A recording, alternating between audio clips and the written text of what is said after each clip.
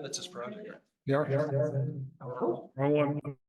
I am a little confused. Somebody must have does anybody have it on their phone? That was me. That was you? Okay, fine. All right, good evening. I'll call to order this September 30th, 2025 Fairfield Planning and Zoning Commission meeting. We'll start with our meeting minutes from September 16th. Can I have a motion, please? Commissioner Corsillo. Thank you. Is there a second? Commissioner Siebert will be sitting in for Commissioner Ford. Commissioner Siebert seconds. Commissioner Corsillo. I look good. Nothing else. Commissioner Siebert. Anything further? Nothing. Other comments, questions from the commission? Good to me. Can we put this to a vote? All those in favor, please say aye or raise your hand. Okay, I'm sorry. That's okay. Commissioner Harrison abstains, so passes 6-0-1. Okay.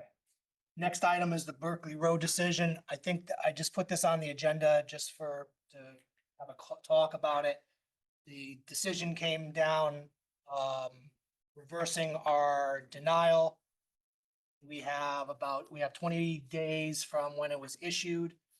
I wanted to put this on to see what the appetite was for the commission to discuss it. You know, personally, I was in the minority, so I mean, I don't think there's much to be said. I think the decision pretty final with no reason to appeal on my end, but this is a commission decision, so I put it out there. I don't think we need to make a motion or anything, so let's just have a discussion. Commissioner Harrison? Yeah, I think I am fine with not pursuing any further litigation. I think we all agreed, we all had that good discussion. I forget when it was, that we would let the court decide. I think the neighbors said the same thing. We let the court decide. We have that decision.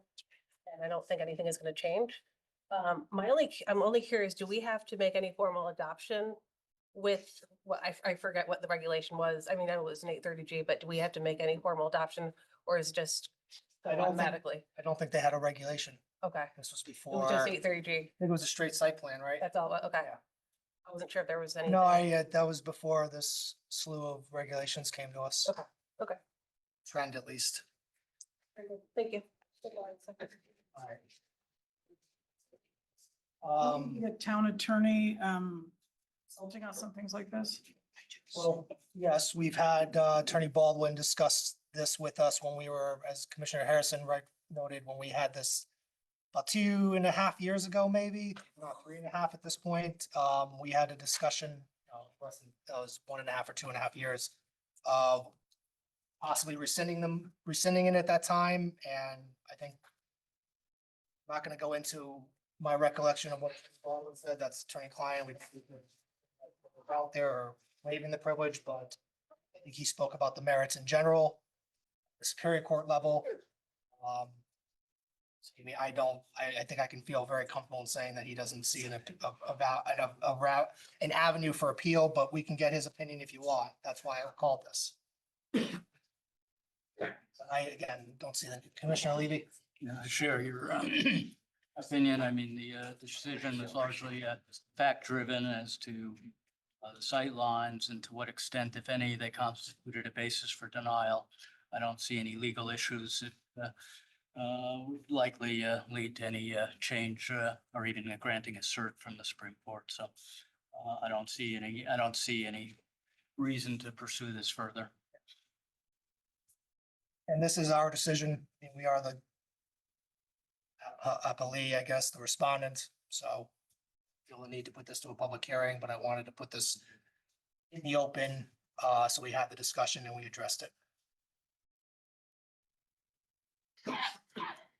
Again, the consensus that there's no appetite for either, well, I guess the question is there an appetite to talk to Attorney Baldwin? Or we kind of feel comfortable, at least based on what I've heard from 3 people, that there's nothing more to be done?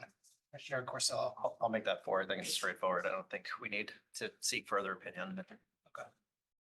Commissioner Randolph. I agree. We don't need to make any additional opinion, but I think there's, I read the ruling in detail and, the footnotes as well, and there's a lot to be gained from this ruling, which was very clear. And the ruling specifically called out some issues this commission needs to immediately address. We haven't modernized our zoning ordinance to address predictable issues. We haven't set clear expectations to commissioners to comply with the law. We've not provided adequate training for commissioners to fulfill the responsibilities. And just to, Commissioner Randolph, maybe we can, I mean, the idea really was just to kind of see what we want to do with the appellate, okay, with the appeal. I mean, I think we are gonna have to do, we're definitely doing regulation amendments in the forthcoming few months. I do think that this is the second time now we've seen at the very least sightlines, that we don't have regulations for sightlines. So I think that does need to be addressed, more specifically as to kind of those issues.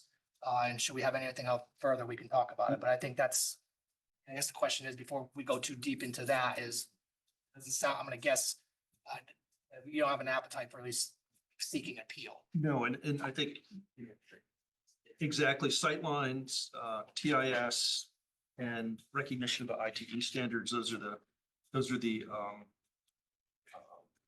three areas that I think we need to prioritize to amend to give us clear direction going forward, so we can avoid these issues in the future. All right, so the consensus I'm hearing is leaving it as is, no need to further consult with Attorney Baldwin. Certainly no need to actually go down requesting a cert for appeal. Unless anybody, Commissioner I Harrison. would just add, I find it offensive that Commissioner Randolph would suggest that any of us do not apply the law when we make our decisions. I'm taking care of the decision that I wrote on this. I did my due diligence on it, and I take great offense to that. And I don't think we should be doing that as a commission. This was our commission's decision. Our commission signed it. We not agree with it, and I respect that. But I don't think it would be appropriate to call out your fellow commissioners. I hear it, oh, I was I trying just have to to, defend what we said. I know, but I think He you, opened the door, so. well, if you opened it a crack, you knocked it open. So Commissioner Randolph, go yeah, ahead. I hear what you said. I'm just quoting what the judge said, which was very specific and it gave clear direction on the decision-making process of this commission. So I think that the issues that were cited in this were, I mean, they were very concerning, and it's something we as a commission need to collectively address. Leave it at that, please. I think that's what I think the consensus is, not hearing any objections to what I said. Move on to our next item.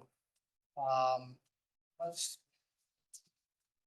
Harrigan, we'll talk with what we need to add. We'll discuss that in a second. But the next three for recommendation of public hearing are Biro Street, 108 Biro Street, which I recused myself on previously. So let's do that. Those three, I'll recuse myself on them, even though they're pretty administrative, but All right, I'll call those three items together. Zoning regulation amendment, modification, amendment, application of attorney Stephen Bellis on behalf of contract purchasers 108 Biro LLC to create a new section 5.3 for a Biro development district. Zone change, modification, amendment, application of attorney Stephen Bellis on behalf of contract purchasers 108 Biro LLC to establish a Biro development district on land presently zoned Residence C pursuant to section 830G subsection 8 of the Connecticut General Statutes, and zoning compliance modification amendment application of attorney Stephen Bellis on behalf of contract purchasers 108 Biro LLC pertaining to a new 100-unit residential development pursuant to section That should have been 830G. 83, that's my bad. Sorry, That should have been 83 units. I'm sorry. 83 unit Yeah. to a new 83-unit residential development pursuant to section 830G subsection 8H of the Connecticut General Statutes in a residency zone. Again, this is just a application for a recommendation to public hearing. So can I have a motion on these three items, please? Commissioner Levy, Move to public hearing? you, Commissioner Randolph, second. Yes. Can we just move to change the agenda then, because that's. I guess maybe we don't have to, but it's the wrong unit number. We'll just make sure that's taken care of in the notes. Yes. Yeah. What's on the agenda? On item two, No, there's just a numerical difference. Oh. It's 83, not 100 units. to say. Okay, thank you. Pulling that out. Anything further? Put this to a vote. All those in favor?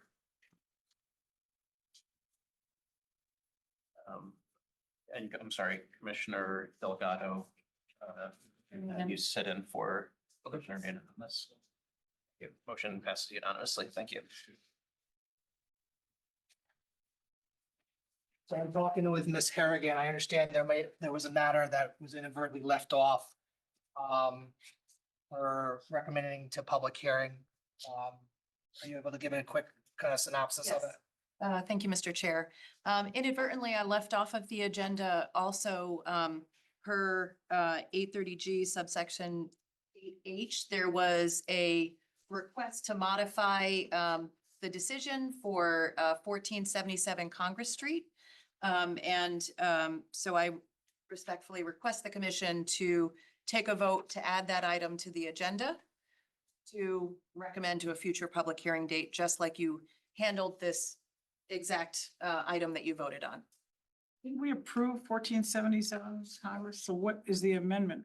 Well, that's the purpose, is they have amendment to the regulations what the application, and I assume the regulations that we added on. So that's what needs to be heard. To be heard as a modification to an 830G, which requires a public hearing.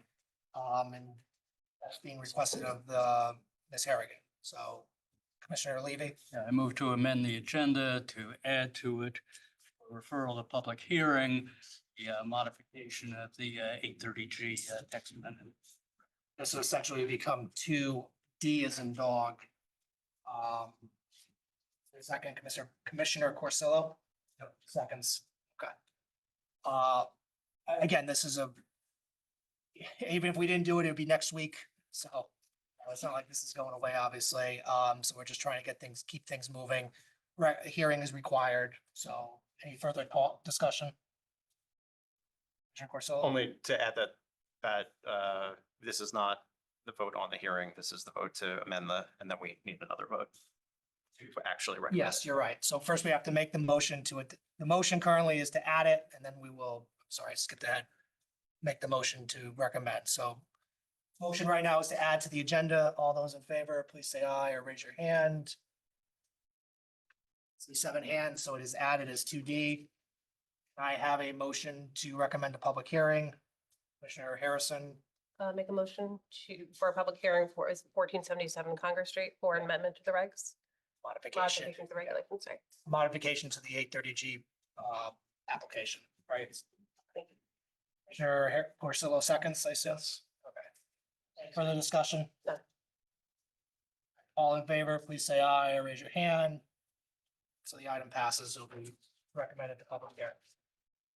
Okay. Next item is our planning, conservation, and development discussion, adoption of the July 30th, 2025 draft. I know Commissioner Ford had reached out. He is not here, and asked if there was an opportunity to push this off a week. Put that on the record for his sake. And I'll just ask for any kind of motion that comes out. Commissioner Harrison? I'm fine with pushing it up. I think we're on track to pass it by election day. I think we had that deadline amongst ourselves. I mean, if you guys are all comfortable with that, I'm comfortable. Maybe we can reserve some time next week to discuss it, or we can certainly do it tonight, but I know we have a deadline. I mean, certainly well, yes. Let me see if there's, let's get a motion on. Is there a second? Yeah, I mean, this is kind of where I was like, we always like to give courtesies, but I feel like we've seen this so long at this point where with everything else coming up next week, the 7th, 14th, 28th, they're all kind of busy. And I know it was work related on his end that was unavoidable.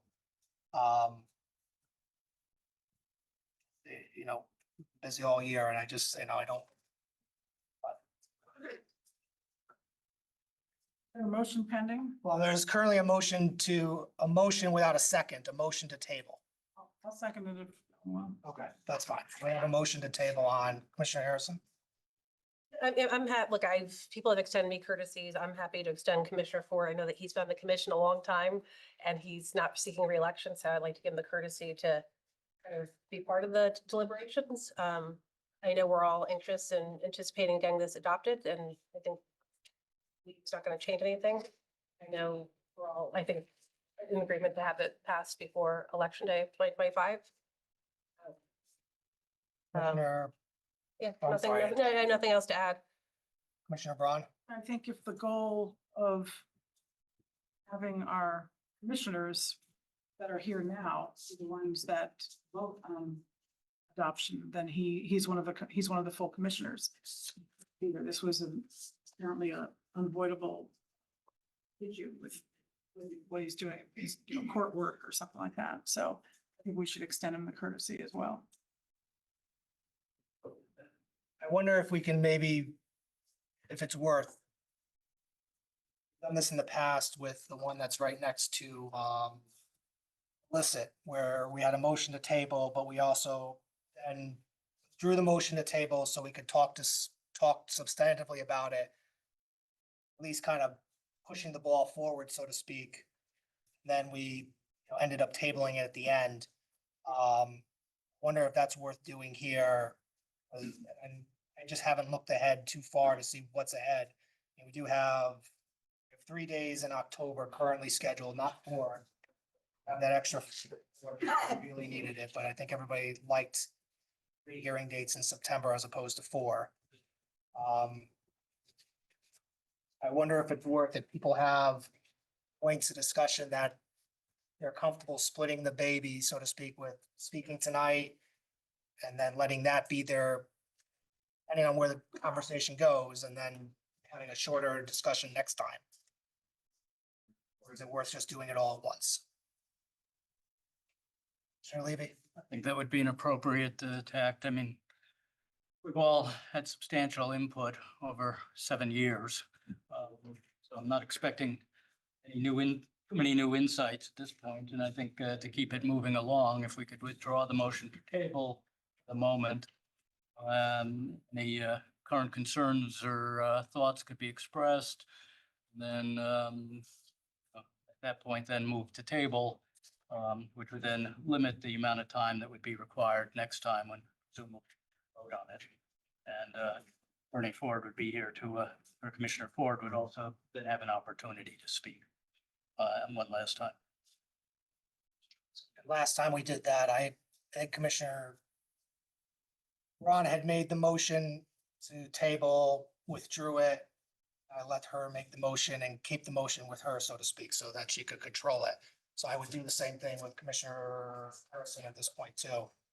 I just wonder if that's maybe a play just to kind of keep things moving, so to speak, because I think after this, we have compliance.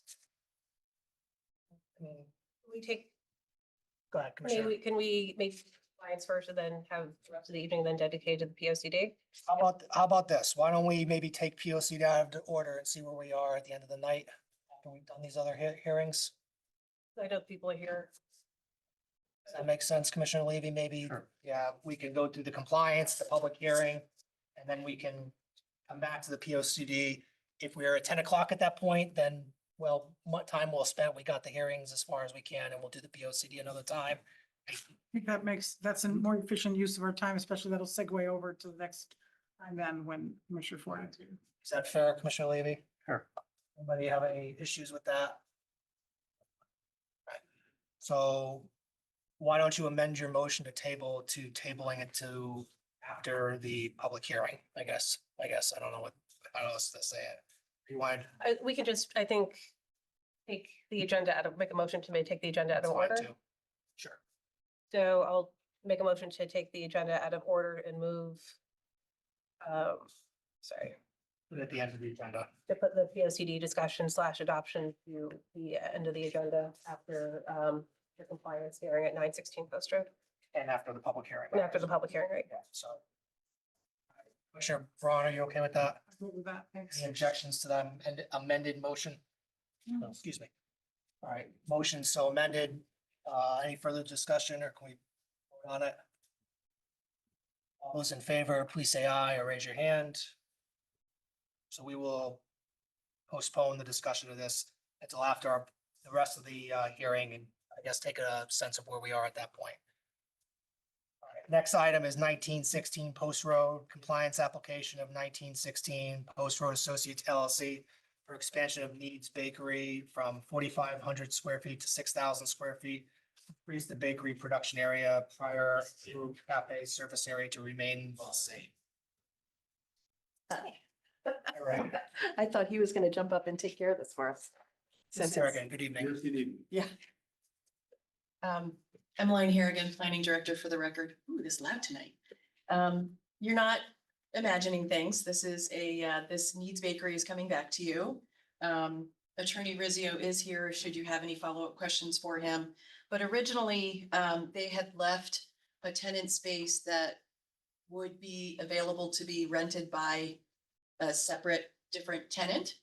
They decided to expand to the entire first floor, which is why it's back here before you. They only slightly expanded the cafe service area, and the rest of the floor, the square footage of the floor space is for bakery production. So in looking at this, you would have to just review the parking analysis that they provided you and just, vote on the amended floor plan as well as the finding of parking sufficiency, which I think is consistent with not a significant increase in the patron floor area, but really a more significant increase in the bakery production area, which, I don't expect to create a significant parking demand for this site. I think it's a fairly simple application, but again, Attorney Russo is here if you have additional questions that I may not be able to answer, but in reviewing it in the office, it seems like it's appropriate to bring before you, but I didn't think that it seemed like there would be any significant adverse impacts as a result of, should you decide to approve this. Applies with our regulations in general. Correct. All right, we should get a Applies motion. without parking. Sorry, we Well- should get a motion on the table. So if I can just clarify, there are some uses that have very clear parking standards.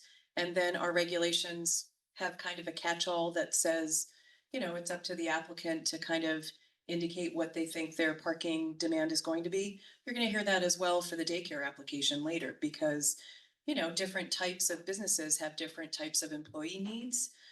They, may expect different types of patron usage during different hours. So our regulations allow for some flexibility in terms of the user and the operator being able to define what that parking need is. Let's get a motion on. Commissioner Corsillo, Approve. move to approve from Commissioner Corsillo. Is there a second? Second. Or Harrison seconds. Commissioner Corsillo. I find the application to be in compliance. I think the parking that exists should be more than sufficient. And don't think the change in use creates any substantial new parking demand, so. Adequate. Commissioner Harrison. No, nothing to add, but I have a few questions for the attorney. Sure. One thing I will highlight for you, one of the reasons in dealing with the tenant who's also here tonight is that we're always concerned, Raymond Rizzio, Sean Rizzio, 10 Saxco Hill Road, Fairfield, was that there would be another retail use, which would have been permitted for under the 1,500 square feet, which would have been a lot more demand on parking versus another 100 and something square feet of cafe area. So what ended up happening, why this is much better for the parking, is it also allows the tenant to control the full parking versus competing interests, a retail versus a cafe, and who's using all the parking. Plus you also have, the commercial bakery, the bakery part of it with their employees. So this gives them full control of the parking lot, which was most important. Plus there's on-street parking permitted right in front of the building. No, thanks for that context. How many employees are there going to be? There's typically on a shift, there could be 10 to 12. I mean, they're open, they said, I think 7 to 7, but I The imagine the bakers will the come in bakers will early. be in like as early as 3 a.m. Right, Sounds so great. the only thing we did ask is that I think we put hours till about 6 p.m. possibly, but then I put in the application that occasionally they'll have maybe a pizza class or baking classes at night or open for private functions. excited to see the space finally being used. It's been a long time. So am I. Commissioner Braun? So this is basically, so the left half of that whole floor plan is vacant now, and they're reconfiguring the. The entire building is vacant, except for the second floor has It's some. already, it's not there at all yet. So originally what happened is Needs was gonna take 4,500 square feet, which you have approved. I thought we approved that a long time ago. You did. Okay, they just didn't But move now in. this is just taking the balance of the space. Okay. So they went from 4,500 to 6,000, which gives them control of the whole building. So this is an application on behalf of that tenant to expand their space to make it usable. And there's no patron seating now, right? Well, you've approved Oh. about 950 square feet of Okay. patron seating, and I think it's going up to 1,050 or something like that. Okay. So it's a minor expansion of the patron space, Bigger expansion of the but prep. yeah, prep. So it'll give them prep in both the first floor and in the basement and storage in the basement, Okay, thank you. which Mrs. Green's used. Mrs. Green's was there for 20 years. They had offices downstairs. They had their food production and their cold storage downstairs. So you have 4 apartments upstairs on this. Yes, there's There's no issue with parking with those. none at all. A lot of them, I have enough cars, some of them. so- No, typically we have, actually we have 2 seasonal users Uh-huh. that just take the apartments. And typically what's going to reserve is each of the units will get a parking space that'll be toward the rear because the entrance to the apartments is at the rear of the building. Okay, I get it. Yeah. Which is why it was very important for the tenant. So the tenant controls basically the entire first floor. Is there public parking in the, I'm trying to figure out where Mrs. Green's is exactly. Is there town parking nearby? Mrs. Green's is right next to Dairy Queen, Okay. which is, they use kind of, Really no- and they use that as their accessory lot now, which will be coming to an end. Okay. But yes, that's where Mrs. Green's. is. Right next to Raleigh's, it goes Raleigh's, Dairy Queen, Okay, yeah. Mrs. Uh-huh. Green. Commissioner Harrison? Yeah, just a question. Thank you. Just for deliveries, I know that area, as you know, is lots of traffic. It's kind of a weird place to pull out. I know. I go to Hemlock Hardware. It's hard to pull out. Yeah. So what's going on with delivery? Our parking spaces are not in the street, so we actually have them off-street park. I guess with deliveries, food deliveries, I'm sure. It'll all be off hours. It'll be off hours. Yes. Okay, so late at night. Yeah, because well, with them mostly really early in the morning, yeah, because it'll be flour or later at night. Okay. So no deliveries. They actually mill their own flour there also, so which is nice. Yeah, and that's one of the great reasons why this expansion works, because once again, there's no conflict with no conflicting demand for parking. Where you could have a 1,500-foot user that has different hours or different demands. Thank you. You're welcome. Any other comments, or can we put this to a vote? Motions to approve. All those in favor, please say aye or raise your hand. Passes unanimously. Thank you very much, folks. We're excited about this. Appreciate it. All right. Moving to our public hearing, zoning regulation amendment, application 1977 Congress Street LLC to add new section 10.19 age restricted housing district within the design residence district overlay zone. Regulation permits an age restricted development located on a major or collector road and within 1,500 feet of a state highway and a density not to exceed 5 units per acre. 15% of the units provided as deed restricted affordable households not to exceed 80% AMI. Proposed ARHD provides additional building lot coverage and parking standards. Attorney Russo, good evening. Good evening.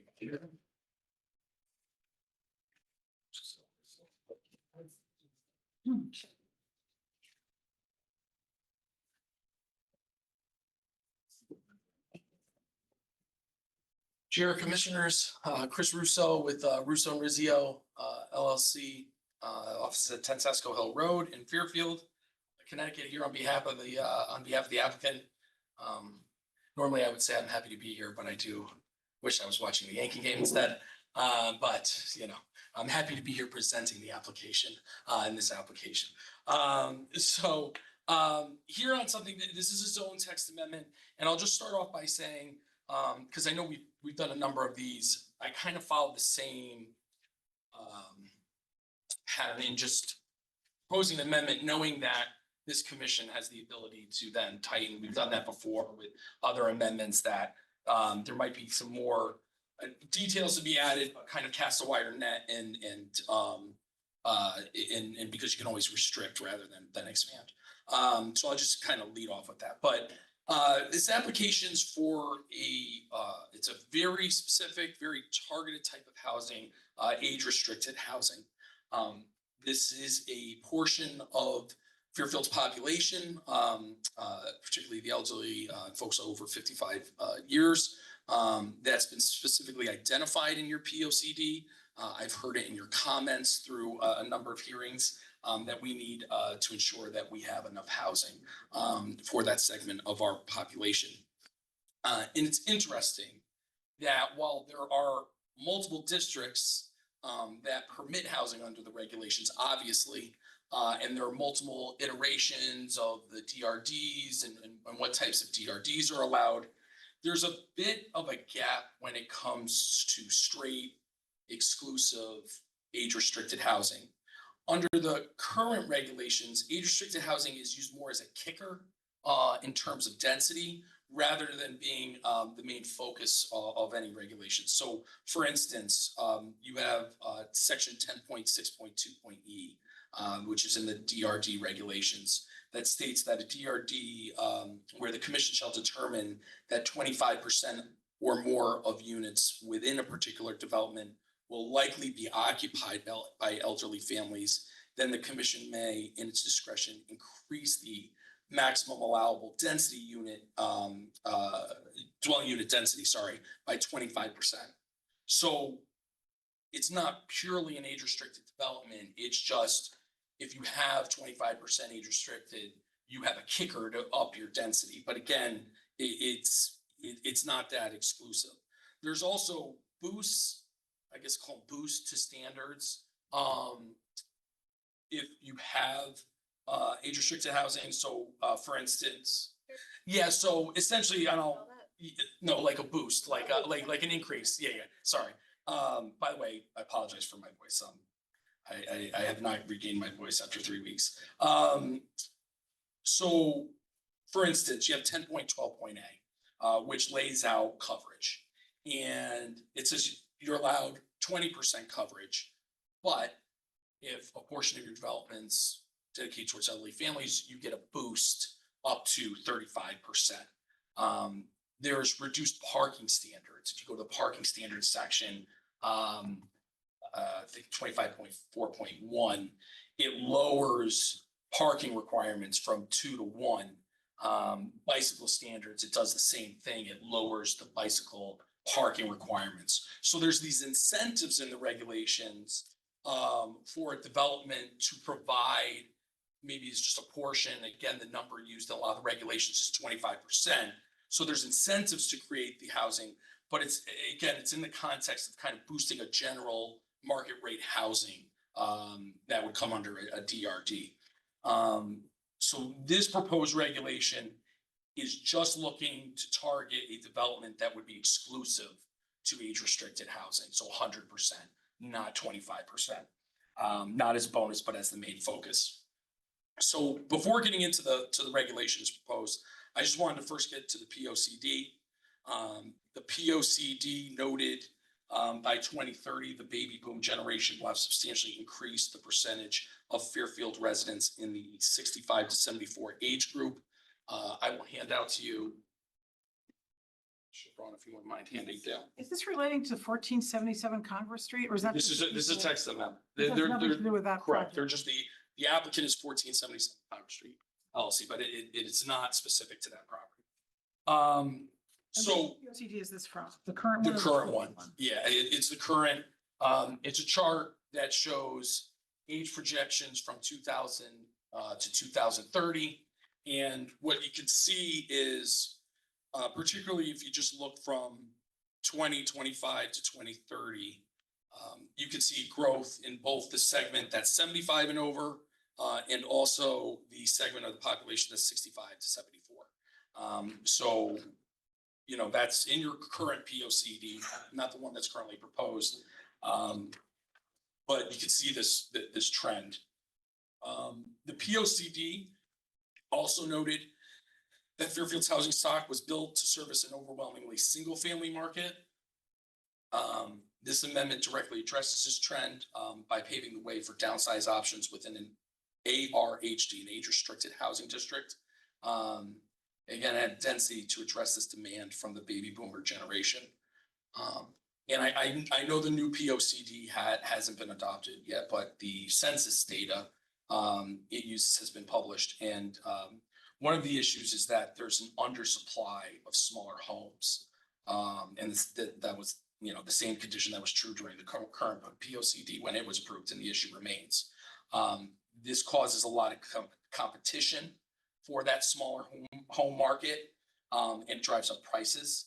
And it ends up forcing our 55+ community to have to pay for more housing than they need. And I understand that there's been a significant amount of housing units approved recently here in town. But I think the type of development targeted with this regulation is still one that needs progress and needs to be addressed. And so the ARHD directly addresses some of the planning goals for housing under the POCD, by providing a housing opportunity for a specific age group in need of diversification of housing accommodations at a limited density. And that's the age group of 55+. In addition, the ARHD reg, which I'll get into and I'll walk through, also includes an affordable housing provision to ensure housing availability for families with a range of incomes. And again, I've heard this commission note in multiple proceedings that it's vital for the health of the town to retain its elderly population. And this regulation is aimed to directly address that issue. So with that, I just wanted to run through the regulation as proposed. It mirrors, if you look at your TODD regulations, as far as the layout of it, it's very similar to the layout of that. And it's just in terms of its form. So it says first to start that the ARHD is to enable development of exclusively age-restricted housing developments within the town of Fairfield along corridors which have been identified for their access. And one of the things as I go through the application or the regulations, you'll see we're maintaining the requirement for it to be located on a collector road, just like you would have with a DRD. So it's still sticking with that requirement. Plus the added limitation that it be within 1,500 feet of a state highway, to be in close proximity with the key, you know, those main roadways to provide access for the 55+ community.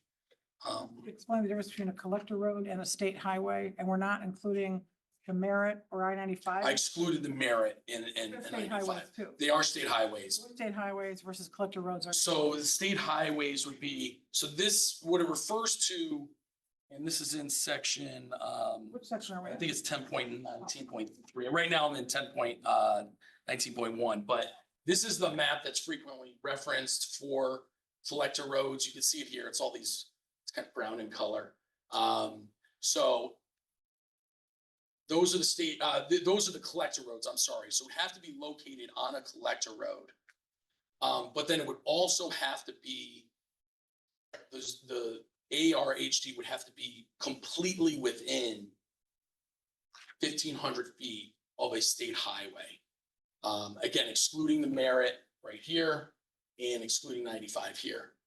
So that leaves what I put into black. So, you know, Post Road, Black Rock Turnpike, Route 135 that goes up to, you know, through Stilson, up to Black Rock Turnpike, Route 136, which heading over into Easton, and then the Stratfield Road area. Those are all state highways. Those are state highways. Are you So saying it can't be, the Merritt Parkway and the I-95 has nothing to do with it? It's irrelevant. yeah, I excluded it out just because of the way it cuts across, and it's really for providing access what I would consider the major roads within town, which are the state highways. Those also are collector roads, because I don't see anything in the reg that says. They are considered collector roads. So under the reg, and I'll get to this in the next section, but under the reg, you would either be able to locate this age restricted housing district right on the state highway, so right on Black Rock Turnpike, or within 1,500 feet of it, But on a collector road. but on a collector It road. doesn't say collector roads here. I just don't see it. in- So, yeah, so, if you let me, I'm about to get to, no, I'm about to get to that section and I'll point out where it is. Is there, if there's no like ambiguity, or there should be like a list or a known criteria for what are collector roads? State highways are easy, collector roads. Whenever collector roads, at least I've seen the regulations is referred to, it refers to this map, which is in your P O C D. But it's not like there's something out there that says. There's here, something out there that says, what is a collector road? essentially the brown or. It's the brown, which is the same you use for a DRD, because DRD has to be a Fine, okay. collector, so this is the map you State use. highways are easy, you're exempt, it's fine. Oh, collector roads are defined in that? They're just identified visually. And this is the map that's, when we're trying to figure out, is a DRD allowed here? We look to see, is it on one of these collector That's fine. roads? Brown is, wait. The brown is collector roads. Bottom of the, Yeah. Yeah, so all these, like Oldfield here, Bronson is a collector, Burr Street's a collector. Is Bronson also a state road? Bronson is not. It's not a state road. Black Rock Turnpike is, okay. We going can, to Stratfield, and then the one up by, that runs over to the east at Westport Turnpike. thank you. So then for permitted uses, it's residences for one or more families, made up of dwelling units containing no more than 3 bedrooms. Added this limit with regards to bedrooms, particularly because it's age restricted housing, so it's supposed to be geared towards empty nesters and not, somebody would have 4 bedrooms or like a full blown family. Where each unit will be occupied exclusively by elderly families consisting of one or more persons, one of whom is 55 years of age or over. That mirrors your regulation where you have defined elderly families. You define that as somebody who, where one or more of the persons, one of whom is 55 years of age or over. So it's just copying that requirement that you currently have in your regulations. So then it goes to density and lot area, and this is where I get into some of the details. So property qualifying as an ARHD shall consist of a parcel or qualifying parcels of land having a minimum lot area of at least 1 acre and satisfy the access requirements of 10.7. So 10.7 is the portion of the DRD regulations that states you have to have access onto a collector road. So that's where the requirement comes in by referencing 10.7, and are located fully within 1,500 feet of a state highway, excluding the Mare Parkway or I-95. I had this discussion on a previous application about the way that's worded, located fully within the 1,500 of a state highway. The reason I state it like that is so the commission knows exactly where this zone could possibly be located, because it's got to be located fully within 1,500 feet. So it would prevent a scenario where somebody had a property that maybe the commission didn't foresee, and they were 1,499 feet away from a state highway, but then the overwhelming bulk of the property was further away. And you just really don't know how far away it might go from this area. So by saying located fully within 1,500 feet, you can kind of set a dimension mark of, okay, this zone is going to be in this corridor. It's not going to be a piece that might extend beyond that. It just sets a harder limit, I think, about where this could go. So you propose 1 or more buildings which would contain the use. The maximum allowable residential density shall be 5 units per acre. So on the DRD, with the current DRD regs, the density standards essentially allow 12 units per acre, because it's 1 unit for the first 9,375 square feet, and then it's 1 unit per each additional 3,000 square feet. So DRD would allow, a traditional DRD, I should say, would allow 12 units per acre. Or at least if it was 1 acre, it would. The ARHD is less than half that. Is there a reason why you're reducing the density? Yes. So one of the things is, because it's only requiring 1 acre across the board for an age-restricted housing district. And I'll turn to this map, to the zoning map. AAA as well. So that would include AAA as well. So in the DRD now, there's restrictions with regards to minimum lot area. But, you know, for instance, the AAA is at 30 acres at minimum for a DRD. This would allow, it will require a minimum of 1 acre. So it doesn't change much for certain zones. So for the A, B, and C zones, they already have a minimum of 1 acre. So on those, it's really not changing a whole lot because, you know, and if you look here, DRDs, as long as they're on collector roads, if it's 1 acre, they already qualify. So that's not changing much. Then there's the R2 zone. That requires more for a DRD, and R3 and AA and AAA. So what it would introduces the possibility, and this is one of the things I want to stress, for somebody to come before you and propose a zone change where you are in your greatest discretion, so you can decide whether you feel it's an appropriate area, but allows the opportunity for somebody to present to you an ARHD that may be located within 1,500 feet up along Black Rock Turnpike or Route 136. It's an area where, you know, I know that you know, having seen all the applications that you've seen in the past year, a lot of them have been condensed in this area. And almost nothing here. I mean, you can almost just look at the zoning map and just see, you know, here's Greenfield Hunt. But other than that, there's not much by way of increased density at all in this area. And so this would allow an opportunity for someone to propose a zone change to you for an ARHD, which again, you can evaluate the location, traffic, the roadways, all those things, and in your highest level of discretion decide, is this an appropriate place where we think we might add some density at a much lower rate than 12 units per acre? Hold on, Commissioner Randolph. Attorney Russo, Yeah.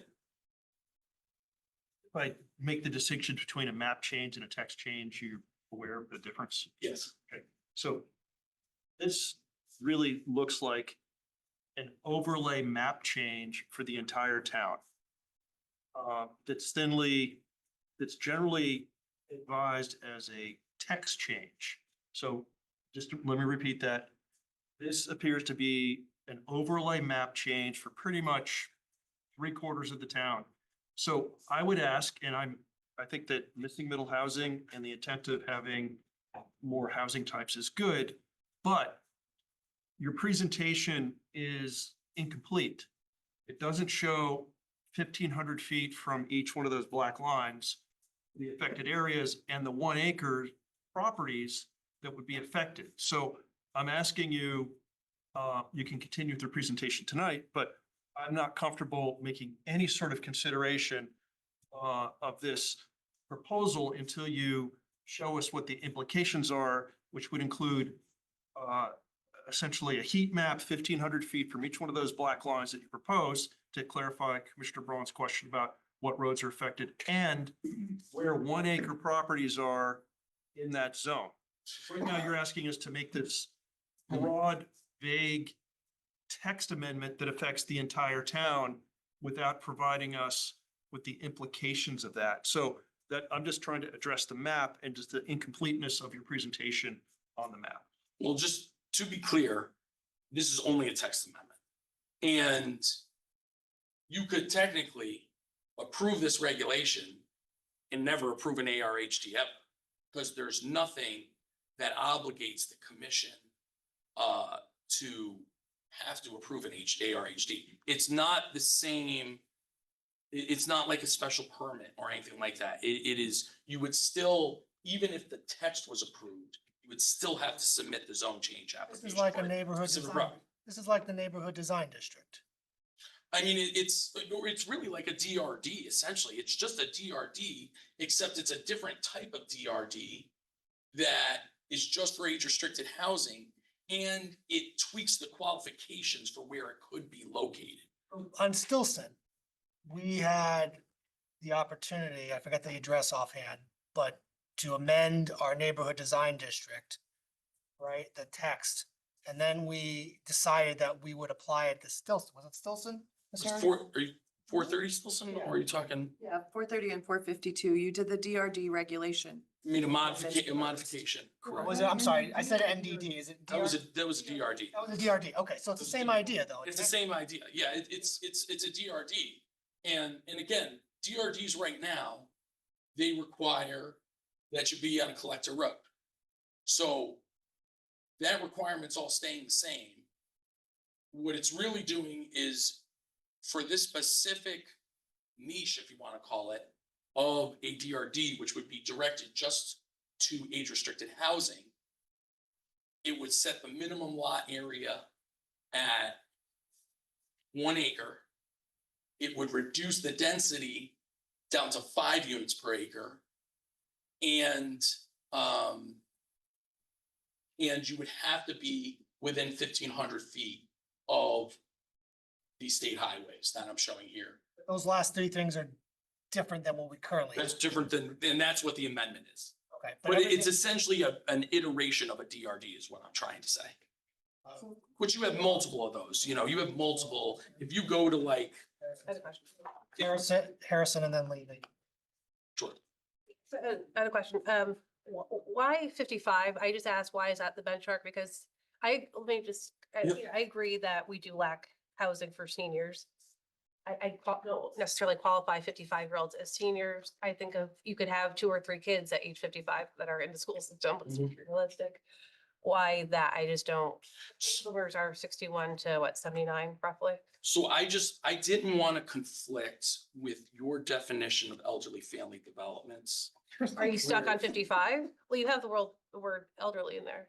Right, but I'm saying you currently have a definition that says to be elderly family developments. One of the requirements, A, to be occupied exclusively by elderly families consisting of 1 or more persons, one of whom is 55 years of age or over.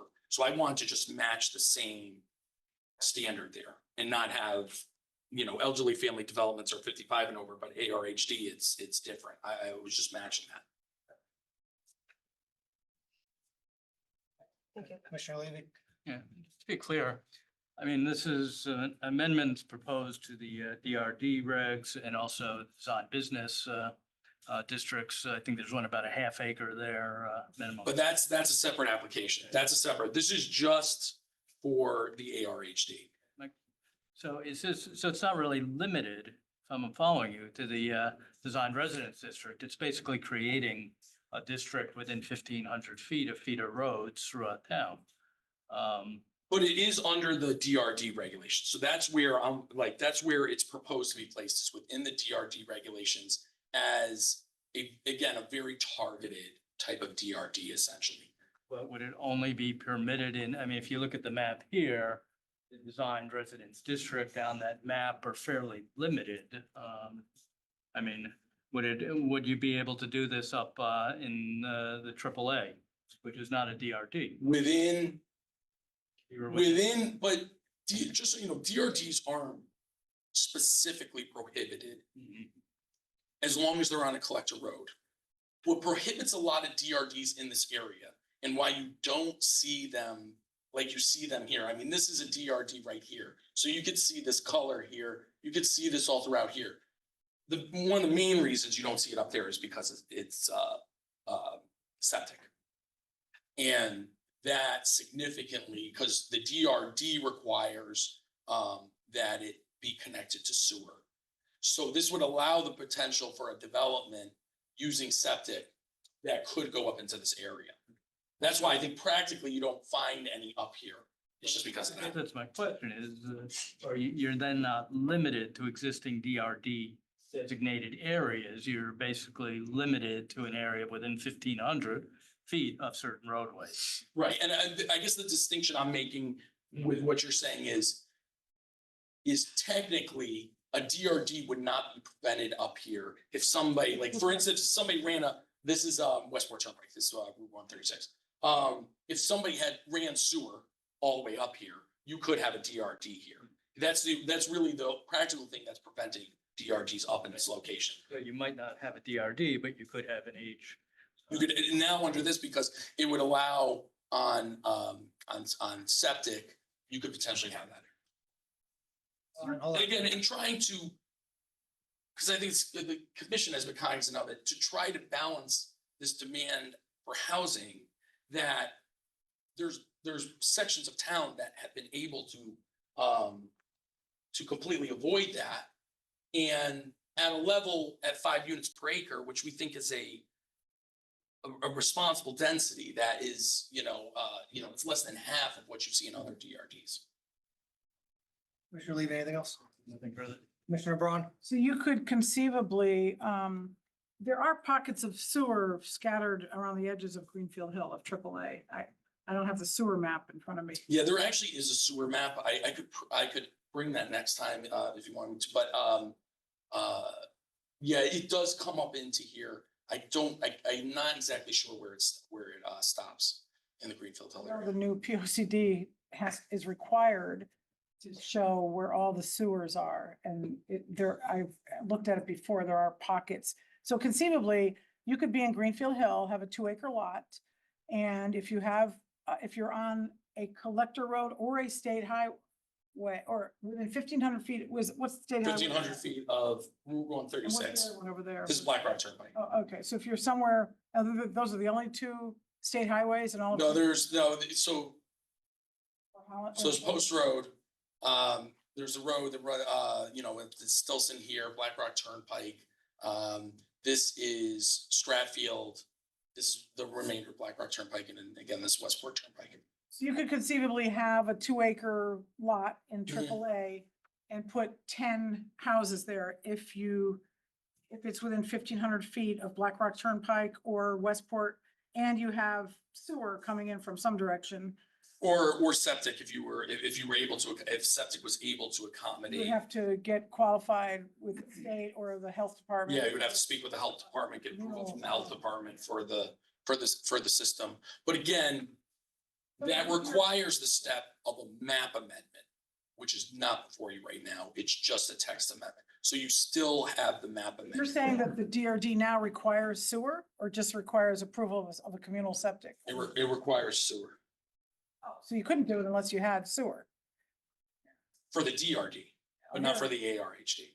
Yeah, I see pockets of sewer in the AAA area going up to, well, actually, no, it's pretty much mostly along Black Rock Turnpike, I guess, yeah. I go to Commissioner Randolph. I'm sorry, Attorney Russo. So you said that you can't do this until you do a map amendment in addition to this text amendment? Correct. Because the text amendment just lays out the standards, and then you would file a zone change application to this commission to designate the property within the ARHD, but no property is getting placed within that. Nothing's as of right. Nothing's as of right. That's where I'm saying the commission has total discretion, just like you do with a DRD now. If I came to you and I was like, I'd like to put a DRD here, I would need a zone change application to be able to do that on that property. And I've got a question for staff here. So if there's a text amendment and someone applies for a map amendment, would that be special exception? It's a special permit under the DRD. So it's a special permit. So basically by green lighting, Are you? by- Well, what I'm saying is you would need the zone change application, and then the zone change, but then the development of that piece would require a special permit. but you'd still definitely need the zone change application. Correct. But Yes. the zone change would be a special permit then. No, You do both at the You do same both. time. Right, but Right. special permit is like like a zone Like a change site map plan is like a review that regulation requires- itself. A public hearing, correct. right, but a special permit or special exception, Zone they're both change the same. requires a public hearing. If he chose to do it over three Yeah. public hearings, just because he enjoys your company, he could do a zone change. And then he could come back and do a special permit application. But my guess is you would want to do the zone change and the special permit application. Right, Yeah, and to that point, Okay, excuse me, sorry, yeah, let me finish my question. So special exception, special permit, my schooling on it is a special exception. It's not special and it's not an exception. Is that correct? Well, Summary it's a of it? special permit application, Right, which but means there- that it's a site plan review that triggers a public hearing. Right, but essentially it's effectively as of right, special permit. We can deny it, but the onus would be on the commission to come up with a logical reason to deny it because we had already approved the text amendment. You're missing the you're third. missing the middle missing step the middle though, step. the zone change. So I can't, if this amendment were approved, I couldn't skip the zone change step and go straight to special permit. So you would still have to approve that first. And one of the things, if you look at 10.19.4, which I haven't got to yet, you will see certain requirements for the zone change application that includes putting a conceptual site plan and a bunch more information. So you have some sense of how it would lay out.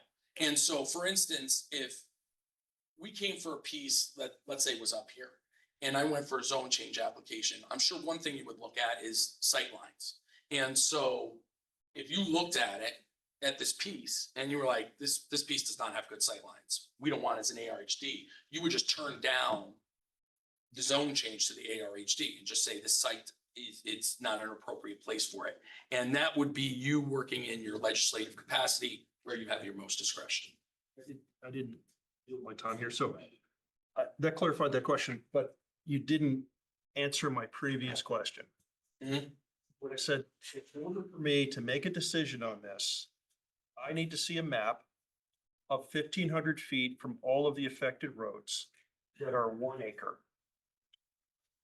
Okay, so because you're asking us to potentially lay the groundwork to make a change that impacts much of the town. So just scale up, show me where 1,500 feet is from still. So this is scaled right here. 1,500 feet is basically a quarter of an acre. So if you take this, I mean, it's unscientific, but basically you would have to take this here. The one thing I will say too is, remember, it's not really changing things for a big chunk of zones here. So again, you're allowed to have a DRD that's an acre in an A zone. So this is 1,500 feet right here, you're telling me? Yeah, it's a little bit over a quarter acre. So- I mean, quarter so of a that's- mile, sorry. That's basically everything on this side and this side. So if you drew. Right. Give me your pen. So Don't draw it. I'm gonna draw on your map. Right. So that's this and this. Right. So basically, you're looking at where my finger is here, where my finger is here, where my finger is here, and all of this and all of this. Right. I mean, it is a major change to the zoning, the potential zoning in this town. Commissioner Randolph, the one distinction I would make there is again, I'm just asking you yes, for more information. yeah, I can look at that. Show us where that is clearly. And then also show us where any properties are more than 1 acre largely, not every property, but where they are. You could combine properties to make an acre. So I don't know. I would just show you the whole location. Existing properties are an acre. Commissioner Randolph, I mean, you do understand though that, again, pass this text amendment now, even if he shows highlighted portions, doesn't mean that they are subject to the proposed ARHD when we adopt, if we were to adopt these regulations. Because they potentially impact the town. But then they come to us under a zone change in our legislative capacity. Okay, as long as okay, because that's what I make sure. 'Cause we've But- seen this with the DRD already, and I don't think that was requested then, but that's okay, because it's, as you rightfully say, it's more expansive. But the other thing too, and I don't know if I'm clear on this, Commissioner Randolph, but you're already allowed in the A zone. So like you pointed out this section here, you're already allowed in the A zone to have a DRD with a minimum of 1 acre, as long as it's on a collector road. That would permit you 12 units per acre. The ARHD has a minimum of 1 acre requirement, so it's the same that's required in the A zone.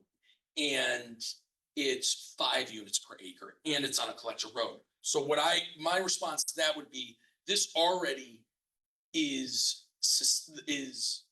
able to have a higher density residential development permitted there. So it's really not anything new. It is new, as you're pointing out, this is Fairfield U, but it goes over Fairfield U. And in this area where you see AA or AAA, but when you look at where the A zone is, B zone and C zone, it's really not changing much there. Is that something you can provide as maybe some kind of? I'll look and talk to a surveyor. It's a little bit unique just because, it's not a property. I So understand. normally what I would do after, like, if, for instance, if this was approved, I would submit to you a zone change plan I showing the understand that. property and showing it's I within mean, listen, 1,500 it doesn't feet. have to be even a surveyor. It can be somebody, I guess, kind of taking, I Right. don't know, an inch from each of the connectors. Because the difference also with the current DRD is it has to be connected to sewer. Right, So so, that's different for this current one because Mhm. that opens up, potentially the whole town, which is fine. Potentially. So, all right. Why don't you finish with let's just keep going with this presentation. Remember any questions you have and let's wait till the end. I want to get through. okay. I think actually we ended up talking through most of it, but I get what I would show, there's the requirement for 15% affordable over 10 units or more, just like you have. If you remember when I had previously come for a DRD amendment, that requirement was raised to 15%. So I kept that. For 10.19.4, and I think this is important to some of the questions Commissioner Randolph has, is that when you would make an application, which would be a zoning map amendment application to designate the property within an age-restricted housing district, you would include a statement regarding the proposed land use, the area of the site, details on the site specifics, what an affordability plan would look like, and then a conceptual site plan. Engineer, surveyor, landscape architect, submitting plans regarding the contemplated building structures, streetscape, driveways, and off-street parking. So again, before the commission even made the decision about will we make the zone change, do we think this site's appropriate for that level of density? Does it have the sight lines?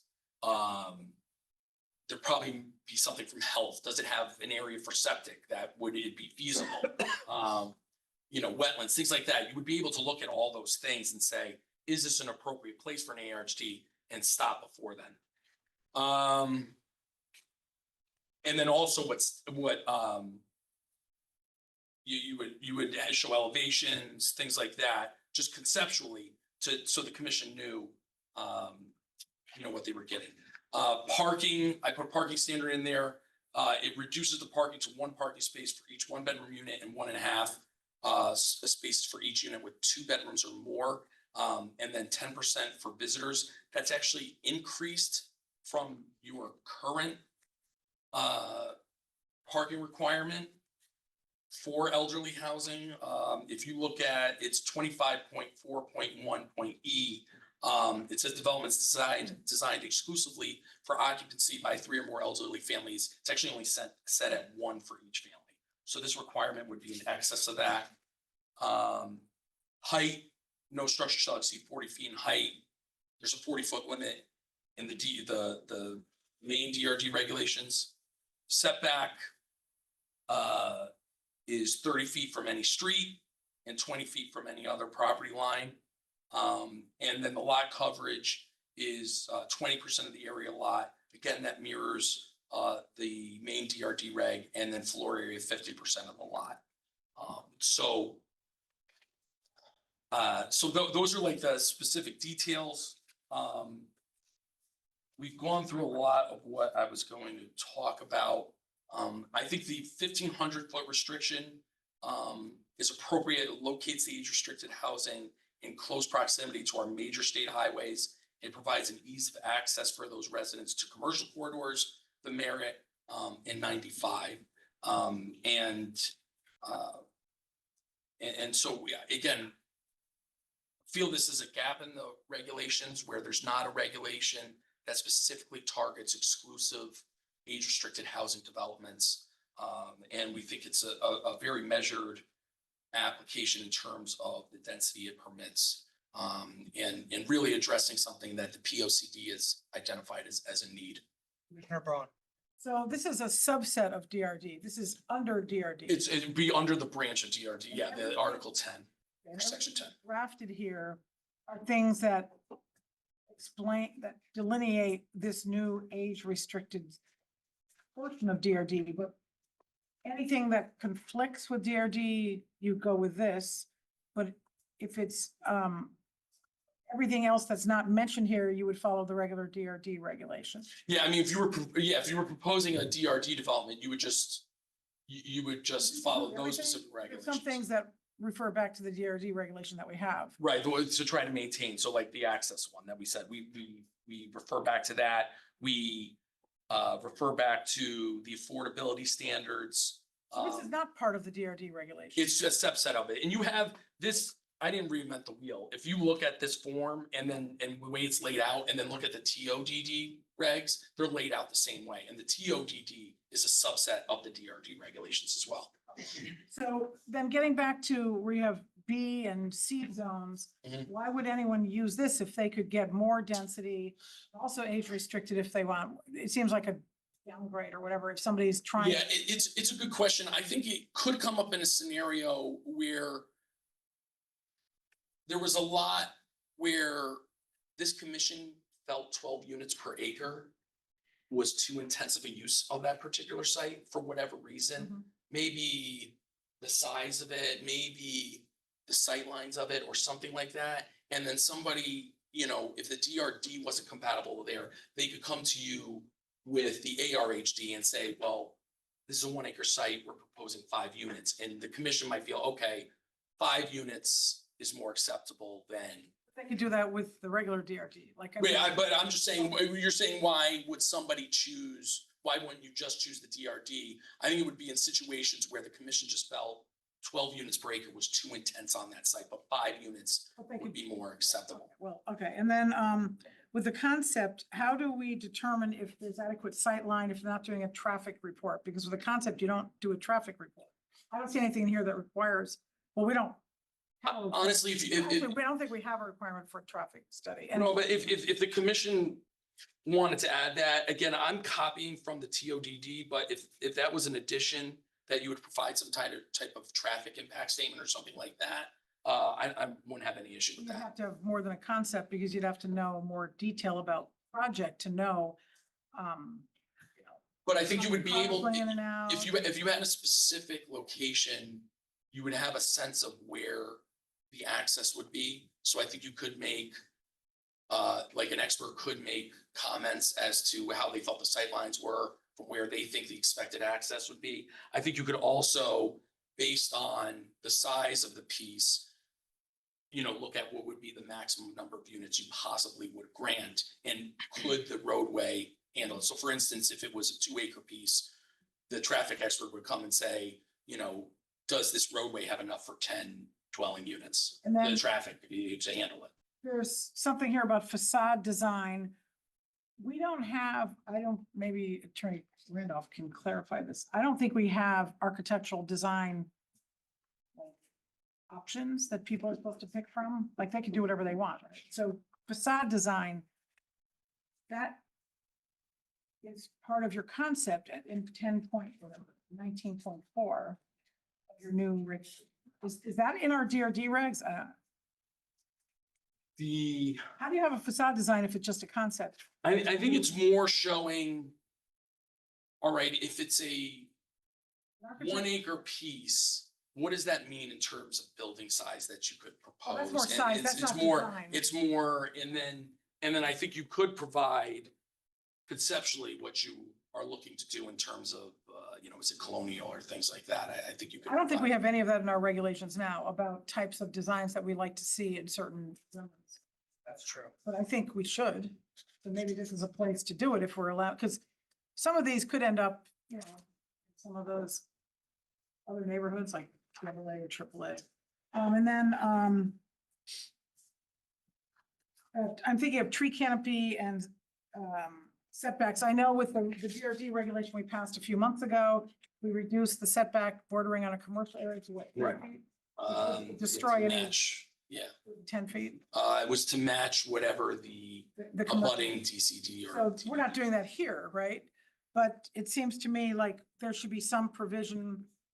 We should get something about tree canopy preservation and open space preservation if we're allowing more density. So. Landscaping, yeah, I could tie it back to I the mean, we only now landscaping require standards 10%, of the, 10 units or more, but yeah. the landscaping standards that are in the DRD, That is. which is fine. 10.14.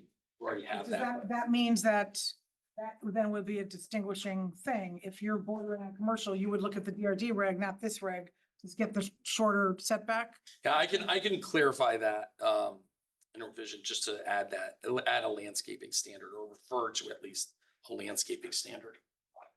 So any place that this does not designate something, you would look to the DRD reg and that's what would apply. If you don't Just mention maintain it. it, yeah, and but we can make that clear. Yeah, in a revision, we can make that clear that it refers back to, like, for instance, landscaping, we could go back to 10.14. Commissioner Harrison? I had a question. I think you made a comment, Attorney Russo, earlier, that this would help mitigate maybe missing middle in Fairfield. Maybe. Yes, yeah. I guess most age restricted communities I've been to, they have a restriction to how big you can build. So is there, I missed it, but I don't see what, there's a size limit. Square footage. So there's a 50% for floor area, which mirrors existing DRD requirements. There's also the 3-bedroom limit that I put under permitted uses. Yeah, I saw that, okay. But as far as reducing the floor area, there's nothing in there right now that limits the floor area of each unit, you're saying? Right. Is that something that you would be? Yeah, I'll have to take a look at that. Yes, we could take a look at it. Is there a height restriction? 40 feet. Oh, I'm sorry. Okay. Anything else? Not at the time, but there's obviously additional information that's requested for the. Well, it's commission, been so requested for maybe, I'll say, more restrictive language that we could do and, I guess rebuttal, or some time to figure it out, because I think everything that we've discussed would be in the footprint of this amendment, so. I think we can open it up to public comments and. So, yeah. Commissioner Harrison. Yeah, then real Braun. quick, super quick, we have the discretion to change this the way we want it. I mean, it's Yes. not, 100%. You could just add it in, yeah. so we could make any amendments we choose to, Correct. so meet our standards. Okay, thank you. But I would like the opportunity just to, because Commissioner Randolph wants, and I'm sure the whole commission just wants more detail about where that area, and so we'll provide that subsequently. I would not, I mean, that's just putting together what's publicly available And just designate line. on the new. That's okay. Yeah, Commissioner I Braun. too would like to, so you will be giving us something that shows the outline of 1,500 feet from every state highway, state road. Connector. Anything that And this applies within to. that, it would also have to be on a collector road. Correct, So right. those heavy lines are state roads and the little brown lines on the other map are collector roads. So Brown, yeah, so they almost need to be merged, but that's a good point, because this street right here, I don't know what it is. Mill Hill. That's within 1,500 feet, but an ARHD could not go there because it's not on a collector. Same thing with a lot of these roads here that you see in here along Stilson, they're not on collectors. So it's a restriction, just like there's a restriction on the DRD. So if we want to make substantive changes to your proposed regulation, we can only do that if we renotice the hearing though, right? You can restrict further. If it's within the. That's why I kept a footprint. wide net on it, just because if you want to But if we restrict, you want- can add. To add some kind of architectural design element. That would need to That's be the new noticed. restriction That would and require, requiring a traffic impact report. that would require another notice. No, I don't think so. I think it's just an added I don't know restriction. how you define, We'll have to figure out, we'll make individual determinations as it comes up. I think if you're gonna restrict things further, restrict by getting more of a traffic study. It's a restriction, a protection to the public. If it's a facade, it's a restriction of sorts. I think that's okay. We can discuss that later. well, it means that whatever was published is not what we're going to. But you're not, it's not like you're saying, I propose 5 units per acre and now you're saying, well, now 7 units per acre. I So guess you're not that's in the eye of the expanding it. beholder who it benefits and who it doesn't benefit. Finally, Commissioner Randolph. Yeah, just clarification question. You said 40-foot height restriction. what are the current height restrictions across town for residential? Well, for the DRD, what I was trying to mirror the total height 40 feet. So I just copied that. Yeah. I just copied. what- So for DRD it is, but for the rest of town, isn't it 30, is it 35? I have that. Residence A and B. 30, and then And then the rest of the residential districts, it's 40 feet. 40 feet. So AAA is 40 feet. AAA still, okay. One more question or comments? I don't know if you know this offhand, or maybe Ms. Harrigan does. How many age restricted communities do we have in Fairfield, if any? I don't know. I don't. Outside of, I think, the town has, boy, the name just went bloop. The town The has one on one. Villa Avenue? Pine Tree, Not Pine Tree, oh, the one above, Sorrento's. The one by the west campus. Yeah, there's two by the West Campus. well, I think that's, Not age restricted, I don't think. no, well, those are, independent living facilities or assisted living facilities. And those I think are different than an age restricted community. But I do think that the town has one that is age restricted, that's public housing. And I can't remember the name right now. One hand we can count though, I guess. Yes, there's not very I many. imagine there are only a few. Okay.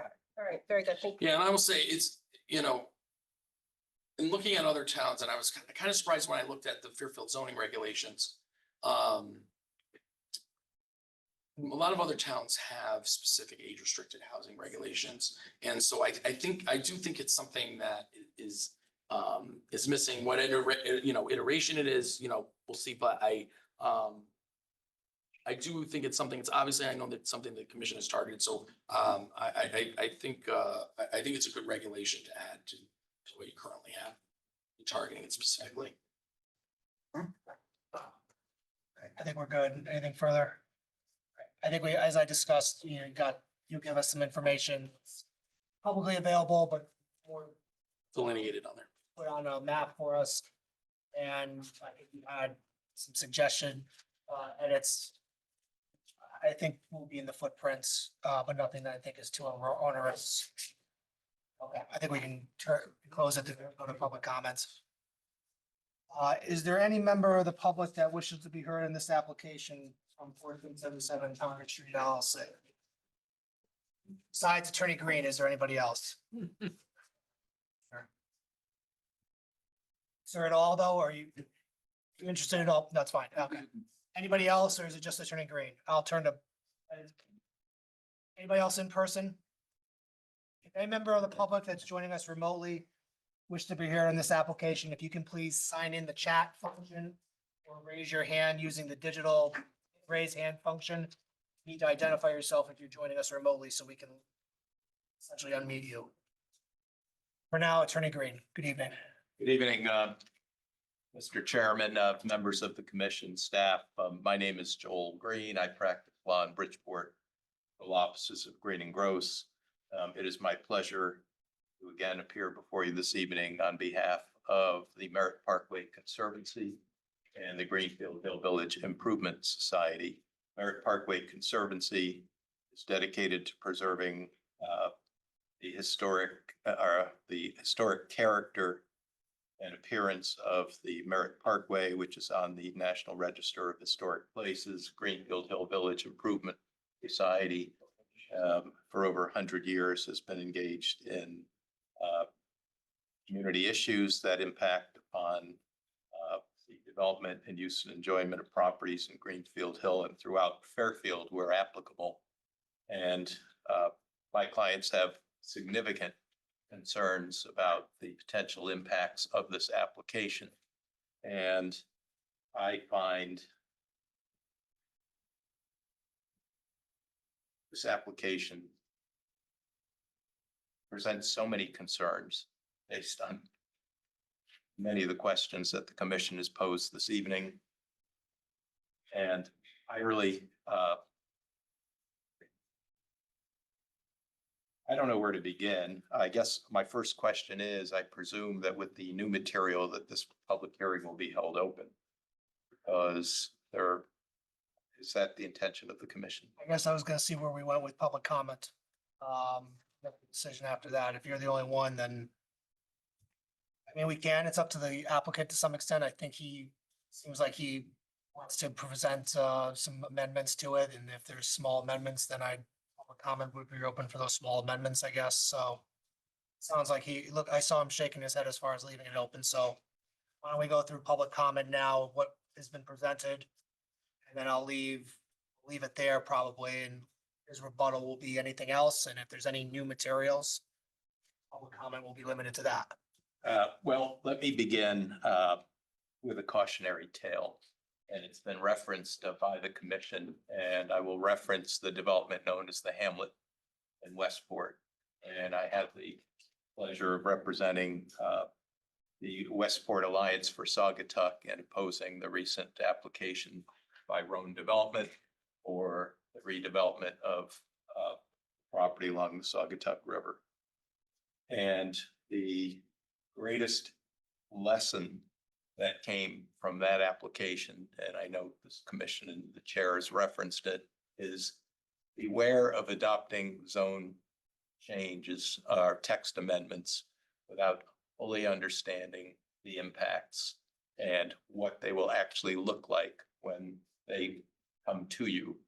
And it's interesting to me that in this instance, the applicant, who is 1477 Congress Street LLC, who owns a property on Congress Street that magically is on, I guess, what is known as a collector road, magically within 1,500 feet of a state highway, is proposing an amendment to the text of our zoning regulations and has totally ignored the Plan of Conservation and Development from 2016, I guess, draft of the proposed Plan of Conservation and Development that this commission is considering, but most significantly, all of the provisions of the Connecticut General Statute set forth in section 8-2. And I brought that, actually, I brought copies of that for the commission.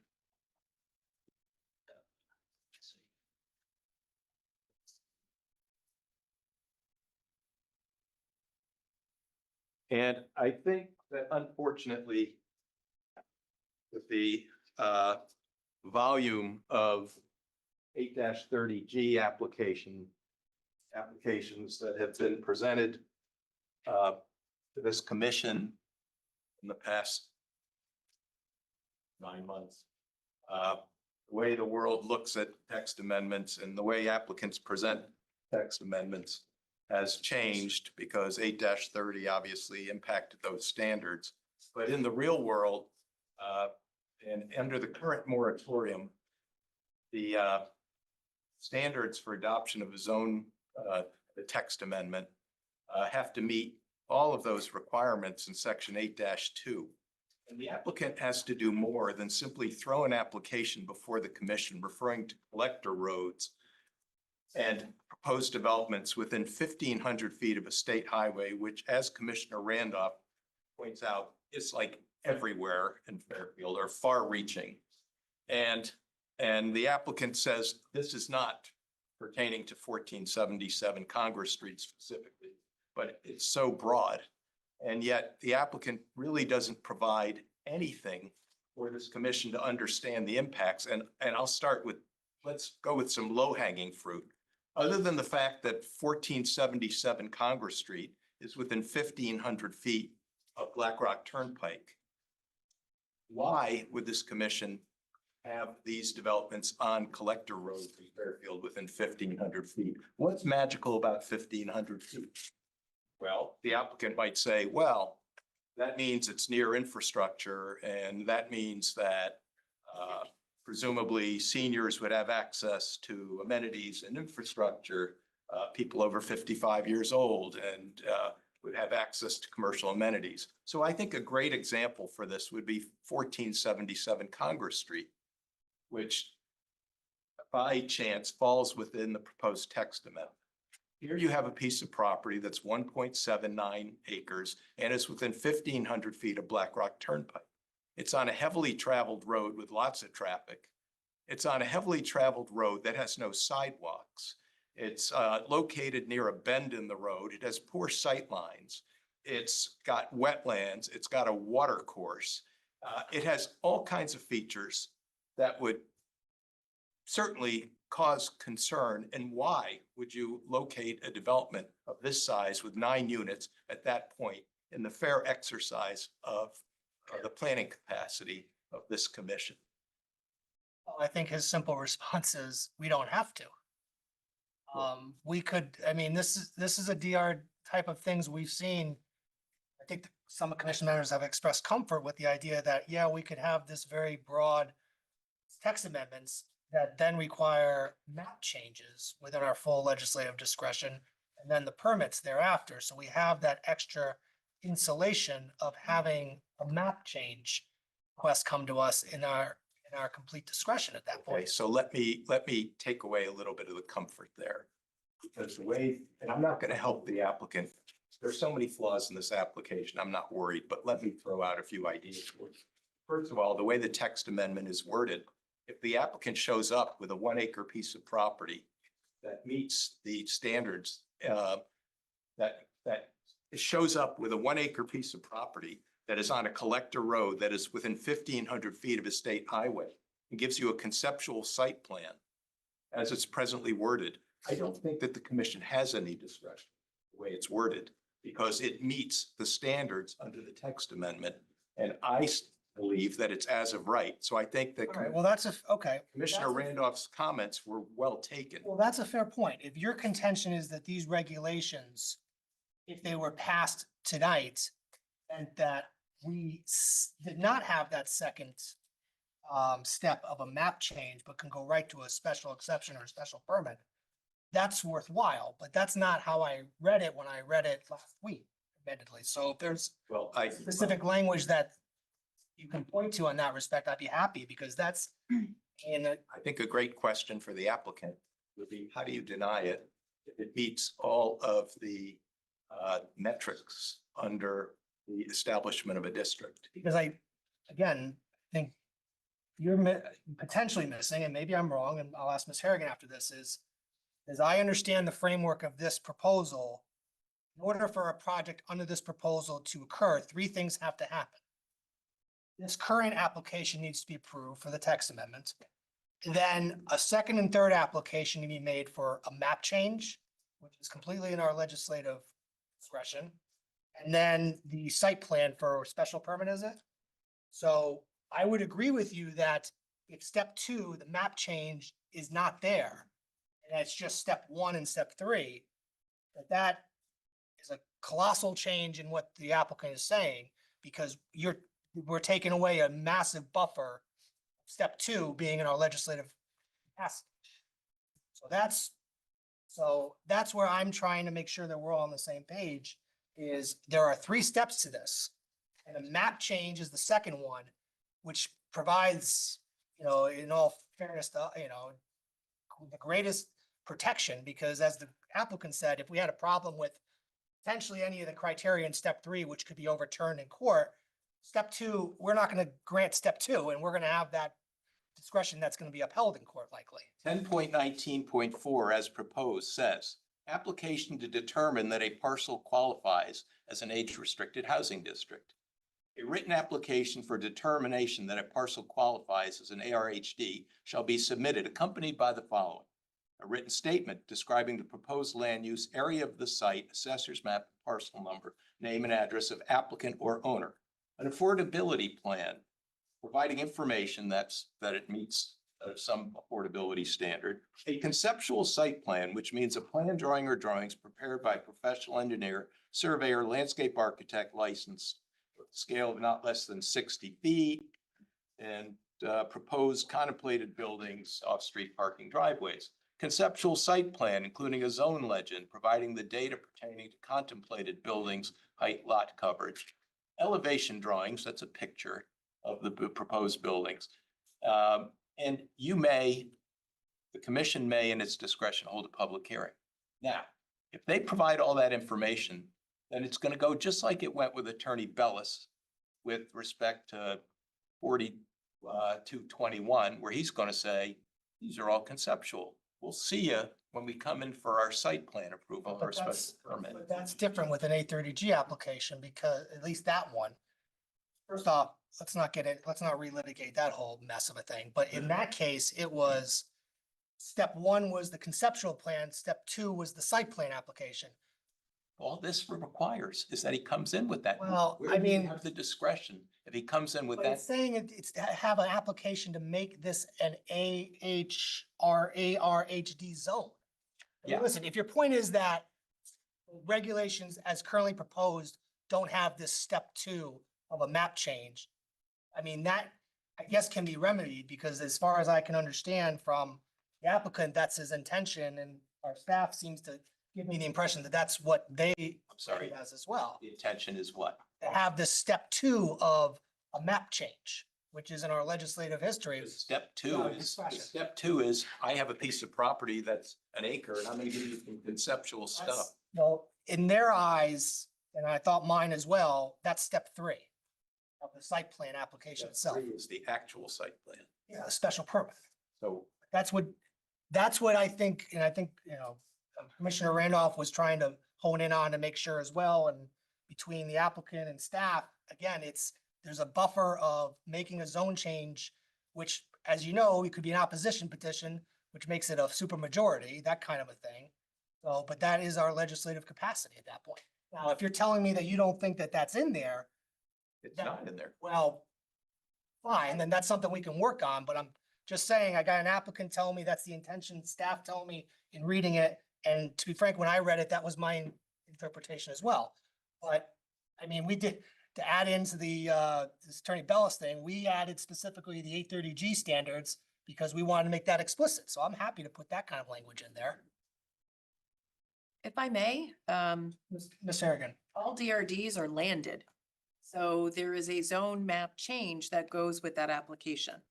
That's the way we've treated all DRDs, whether it was the Anchorage, whether it was Thorpe Street, Dilson Road, for example, that just came before this commission. They've all come with zone change applications. So that is the way that we process DRDs as an overlay. And that was what was a comfort to this commission when we adopted regulation amendments to the DRD earlier this year, I think, where we had okay, we can do a map change for these things, and that's the extra site-specific buffer that puts it in our complete discretion as opposed to a special permit. That is on appeal. There's still some road. Well, I mean, that's on appeal, but the regulations are in effect, so where that goes anywhere, that's fine, but Commissioner Levy, then Braun. Yeah, I mean, Attorney Green, why wouldn't it just be under 8-3B? What we're talking about amending regulations or boundaries of zones, which actually requires a majority of 4 members of the commission. Would that be required? And you could pass a text amendment. You'd still need the change of the boundary or the designation of the map, which would require 4 commissioners to approve it. Because I believe as it is worded, suggests that I would suggest that the language does not. It's not consistent. We could add language that simply says any such application shall be subject to provisions of 8-3B, but that you're it. Why wouldn't you adopt a regulation when you're dealing with something like this that requires a text and a map amendment simultaneously? That in the exercise of good planning, for example, says that it is, again, something that is located, if you're going to do this way, is located within X feet of a neighborhood design business district or somewhere that has amenities, that the collector road has a side, whatever distance is chosen, that the collector road has sidewalks, for example, that provide connection between any, sorry, I keep losing the ARHD and the state highway, for example, and presumably, or even the state highway in that area has sidewalks, so that you don't have 55 and over residents walking at night on, for example, Congress Street for 1,500 feet, which has no sidewalks and has a highway exit, everything else on it. Why wouldn't you adopt those kinds of things and also throw in some environmental standards where you may not want that level of density in your environmental resources? You might throw in some provisions on that. If you're going to, depending on how you locate it, look at the parking standards. Now, I prepared a much more detailed presentation, and I'll go through it briefly, but, and pardon my outrage sort of at the way this thing rolls out, but I'm scratching my head as to how the commission is even considering something with such a lack of background and such a lack of support. I mean, I can go on.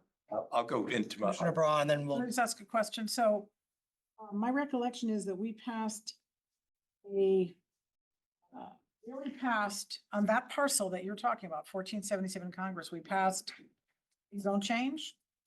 I didn't think we passed because they filed a protest petition, but yes, we did pass it because. And also we passed a text amendment allowing basically an end run around our moratorium and allowing them to do an 830G application later on down the road. And if they later on file an 830G application on that parcel, it would not go in under 830G, it would go under the regulation we passed, but it would have to satisfy all the 830G requirements, for 30% affordable, et cetera, et cetera. And it's still an open question to me if the burden of proof shifts to us, but that's a separate question. So why are they doing this if you think it's targeted to that property? Is this is this like a plan B? Is that on a? No, this is Plan A. Oh, then what was that? Plan B was a fallback before the moratorium came Okay. into place. Okay, so now I'm trying to understand the strategy and why we're doing so many repeat applications on the same parcels of land over and over again. I don't understand it. And we keep changing our regulations, but we're not drafting regulation changes. It's not originating with us. We're not organically saying we need to change the regulations to allow this. It's being driven by an applicant who has, an agenda, legit, that's fine. Everybody wants to make money. But it seems to me we have to look with a critical eye to figure out what is the goal here? How many zone changes are going to apply to that parcel of land? That's what I want to know. So, okay, continue. That was more of a comment than a question. So I think the 8-30G was a Plan B.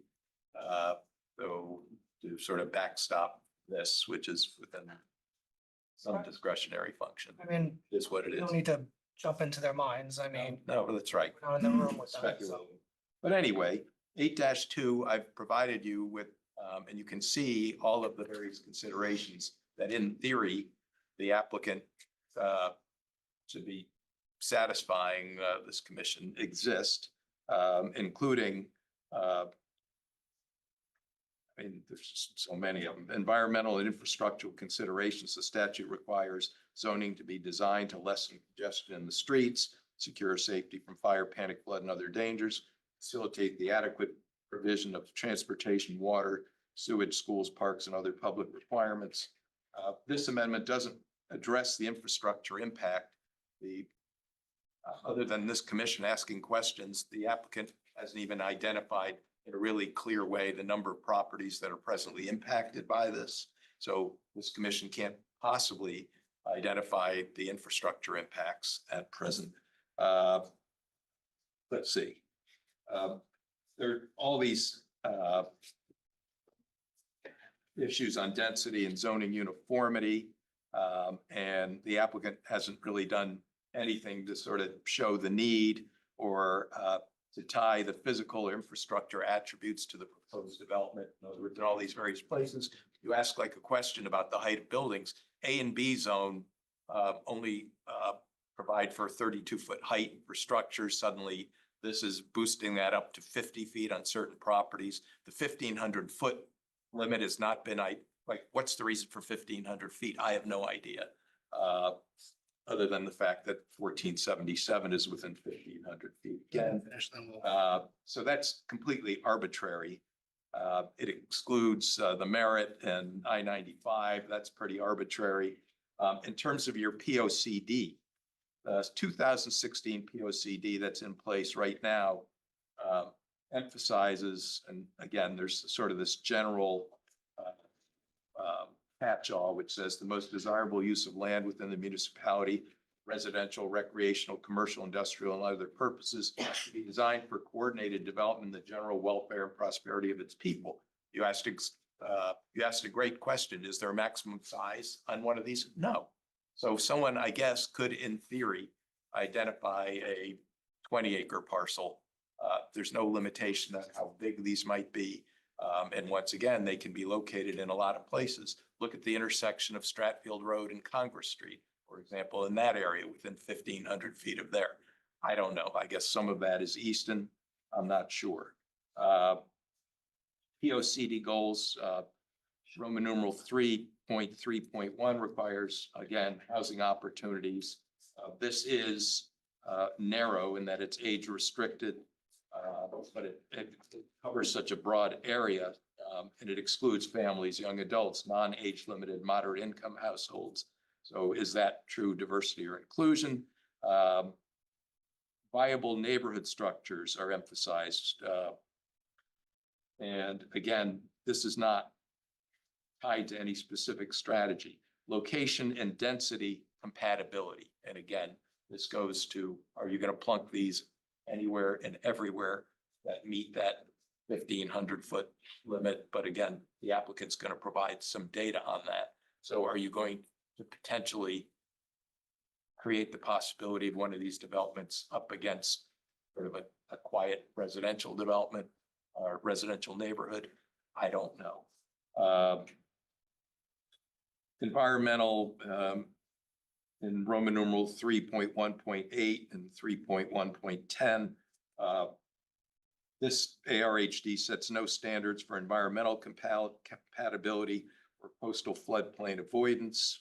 So it might be located in coastal floodplains, for example. That hasn't been identified, or it's possibility of locating it adjacent to sensitive areas. That hasn't been identified. Again, I'm just looking at POCD and various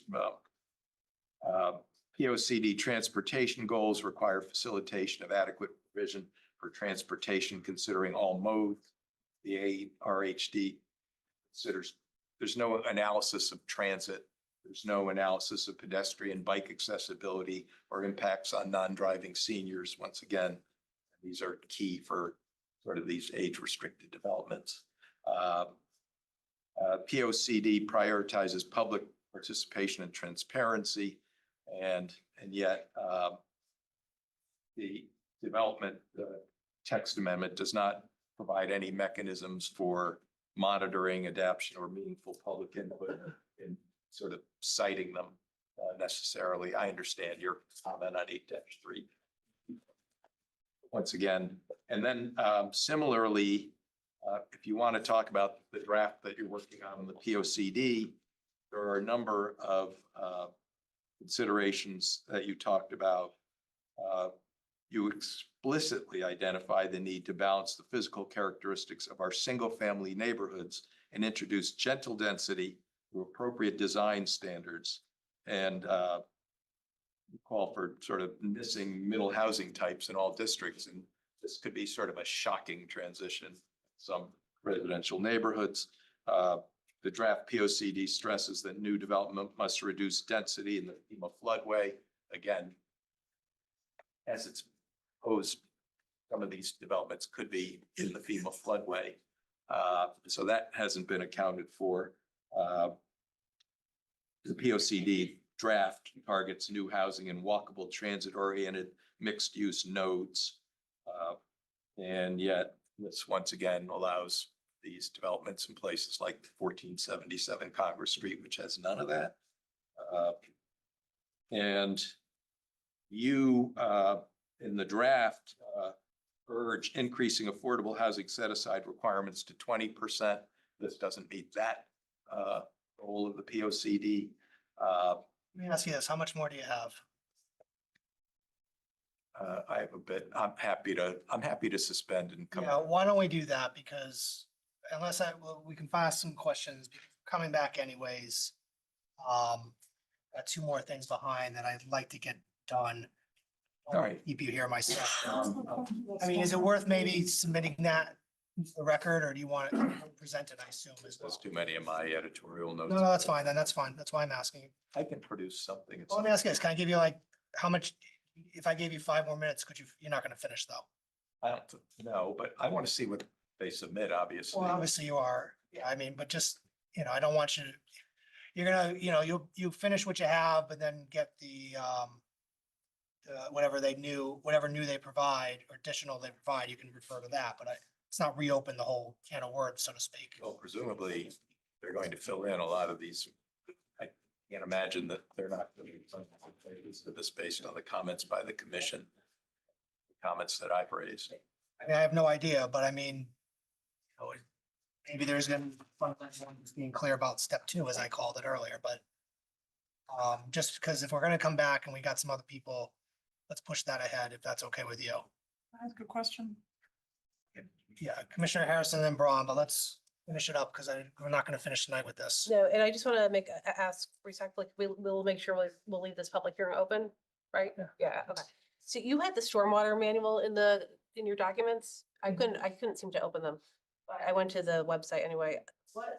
Was there something you wanted us to know in the stormwater manual, or you were just submitting it for the record? I was submitting it for the record. Was there any specific page or chapter you wanted us to look at? Well, off the top of my head, I think it's chapter 10, which deals sort of with stormwater management, and that there should be some provision, any regulation such as this for compliance with adoption or compliance with the stormwater. I believe that the storm, off the top of my head again, but my recollection is that it's chapter 10 of the 2024 stormwater. Is there anybody joining remotely that signed in the chat? Commissioner Braun. Yeah, Commissioner Braun, go ahead. I recall when we passed the regulation to allow 5 plexes in the B zone, they carved out anything under FEMA, and that's regulated by FEMA in the flood area. And also, obviously, wetlands would have their own jurisdiction. And we also got a list from Jim Wendt of all the properties that currently existed in town when we passed that would qualify without combining properties. So there were only like 12 or so, and we didn't think it would have a major impact, beyond our control. But in this instance, it's hard to tell. So I do think it's very important that we do have a map that shows all of the distances from all of those state roads for that. But I do have a question for you. What's your opinion? If we change the regulations either way, it's in the eye of the beholder if it's more restrictive or beneficial or less. Does that violate the requirement that we publish what we're going to be voting on for public notice purposes? That's my question. I think there's no bright line on that. I think you've had that discussion. For example, if you reduce the distance from state highways to 500 feet and the notice was 1,500 feet, that's one thing. But in my view, there are so many, for example, if you add that coastal area review, if you exclude that, or you start making those kinds of changes, while that is a reduction, I think that people might want an opportunity to weigh in on some of those more fundamental changes. I guess you could argue that we're restricting it further, but I think when it sort of comes in like an elephant, comes out like a giraffe, adopted as a giraffe, it sort of, question is where in that continuum does it change? So there's no bright line on that. But honestly, there are so many things that need to be reworked and I'm going to finish now. I'm not going to take up any more of your time tonight, but I really think that the commission, you're going to start doing these kinds of amendments, I think, to Commissioner Randolph's point. And again, using my Hamlet example, I think it would make sense to start where you really have a clear understanding of where it is, what it's going to look like, and a real sort of maybe packaged as a text amendment, a map amendment, and a site plan or a site plan application or special permit as one, so that the applicant and the commission staff are all aligned in their thinking as to what it is. And I'll just leave that No, comment. that's fine.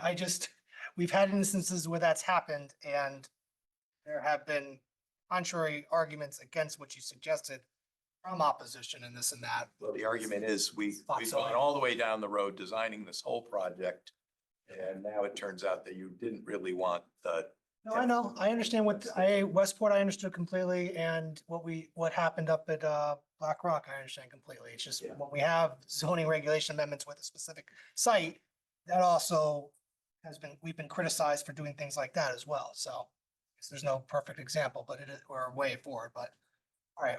And one more comment that you triggered something in my mind when you talked about 4221 Black Rock is you might add to this that somehow the wetland considerations need to be addressed early on. No, that's fair. It's a fair point. All right, Attorney Russo and Attorney Green, I heard nobody was in the chat, so I don't think nobody's in present. I'm gonna leave public comment open. But next we return, it's likely gonna be Attorney Russo, you, with whatever, anything additional, I'll say additional, because I don't know what it is. And then that will likely bring up Attorney Green for that limited purpose. Those things.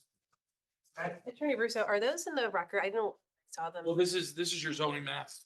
Well, And then, No, I this understand is that, but the POCD. are they in your package of material? No, I could submit them. I think they're included in the record just because they're. it's public documents. Right, but I could do them. There's markings showing, I highlighted so I could try scanning it in. I highlight the state highways just to show where they are. Thank you. So I will, the word is adjourn this matter as I discussed. I don't know when we'll set this down next.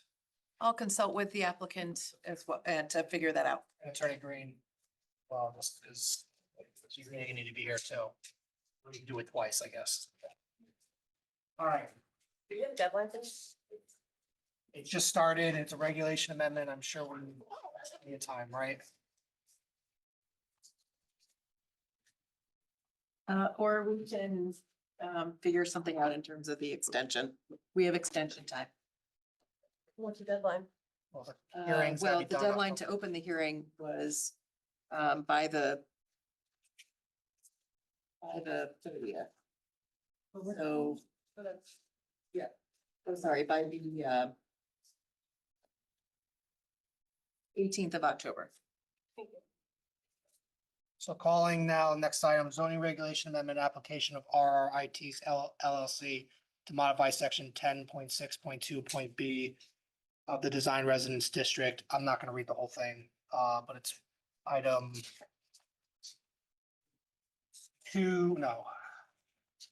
item C2, application of RRIT LLC on the agenda.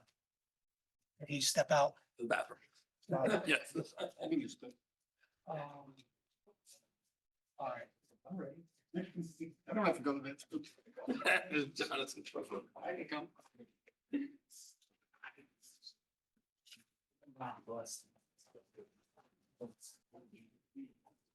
It's not gonna suck it, so I'll just stay unless there's anybody. I need to head out for a second, feel free to Yes. Old guy.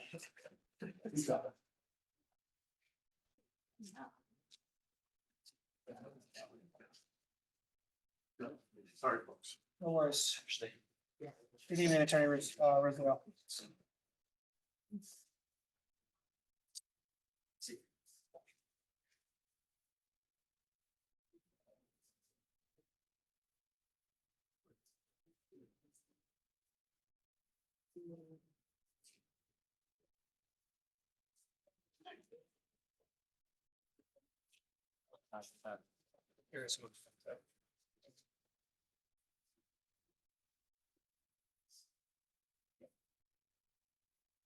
Sorry, folks. No worries. Good evening.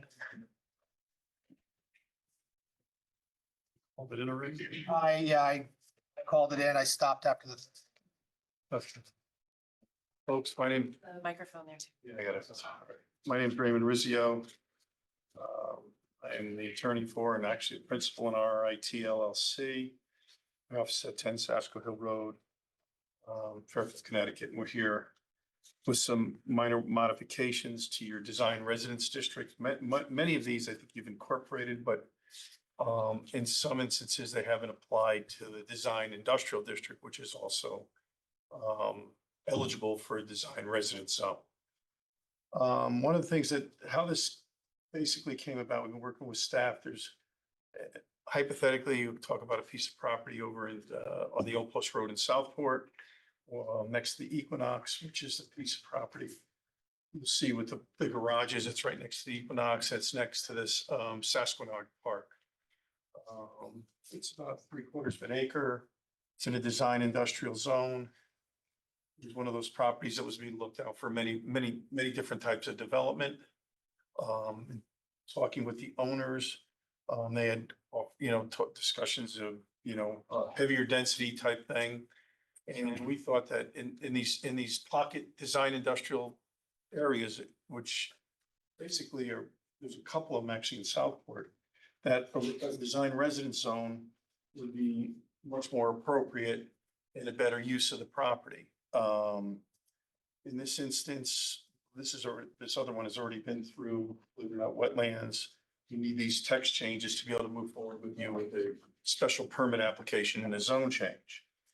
Basically, the first change would be to ask that in the design industrial zone, there's no limitations except in is to try, because there's these pocket design industrial zones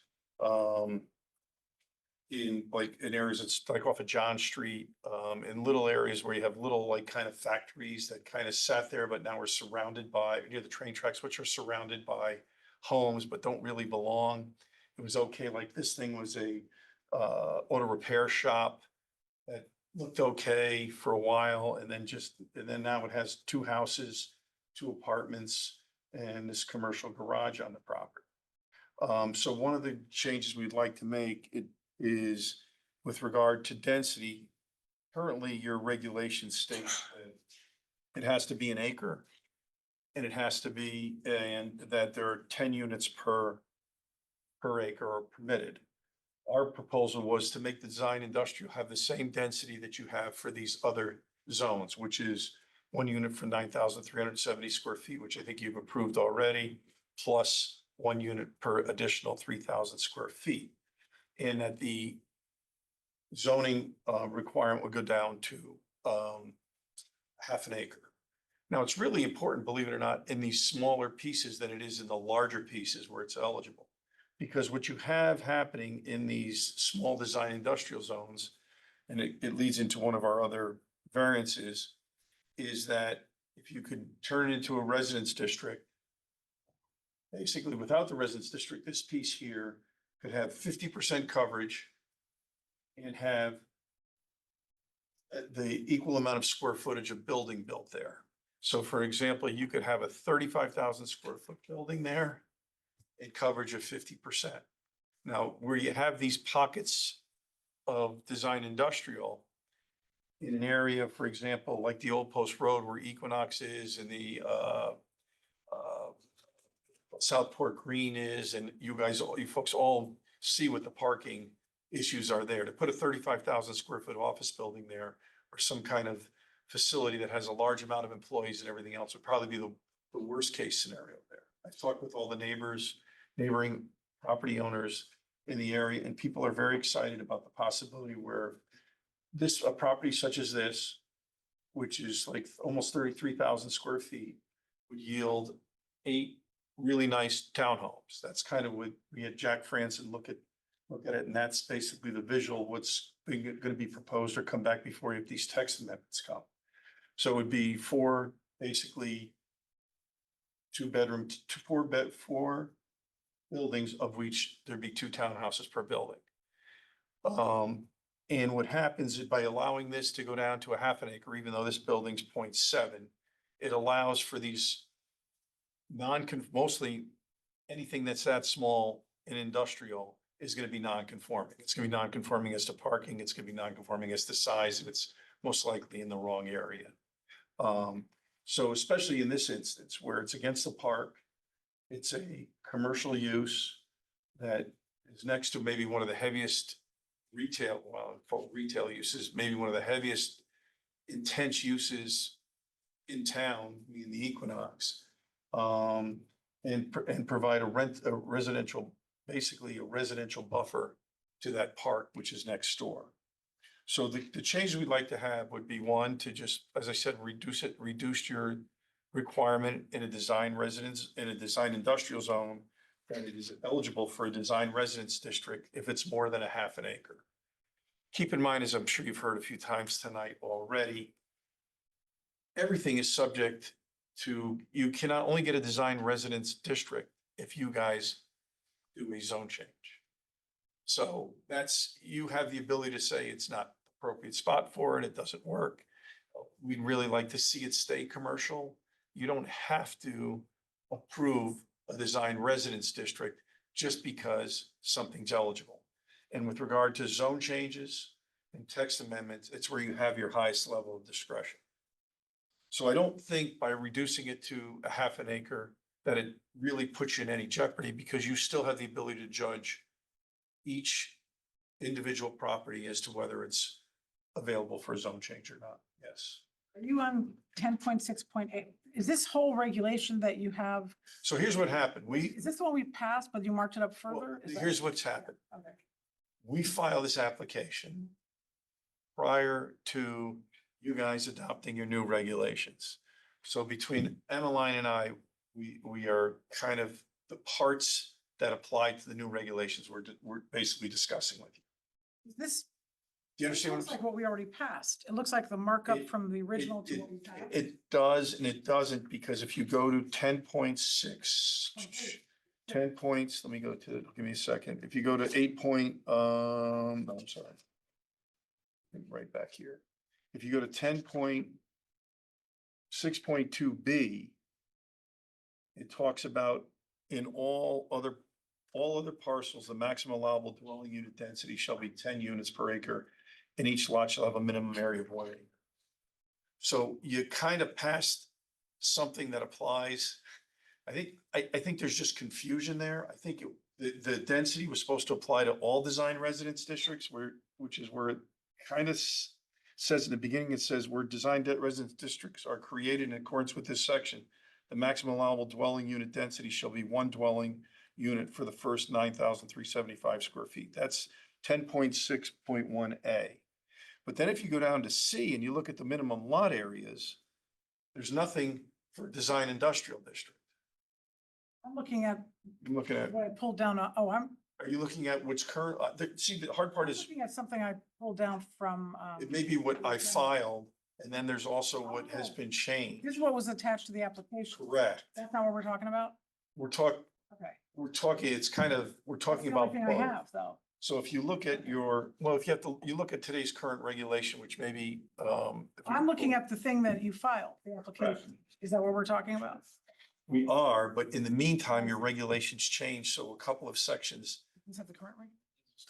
Yeah, so if you look at the current regulation, you list a minimum lot area for AAA zone, AA zone, R3 zone, R2 zone, A, B, and C zones. But you don't list it for designed industrial or design commercial.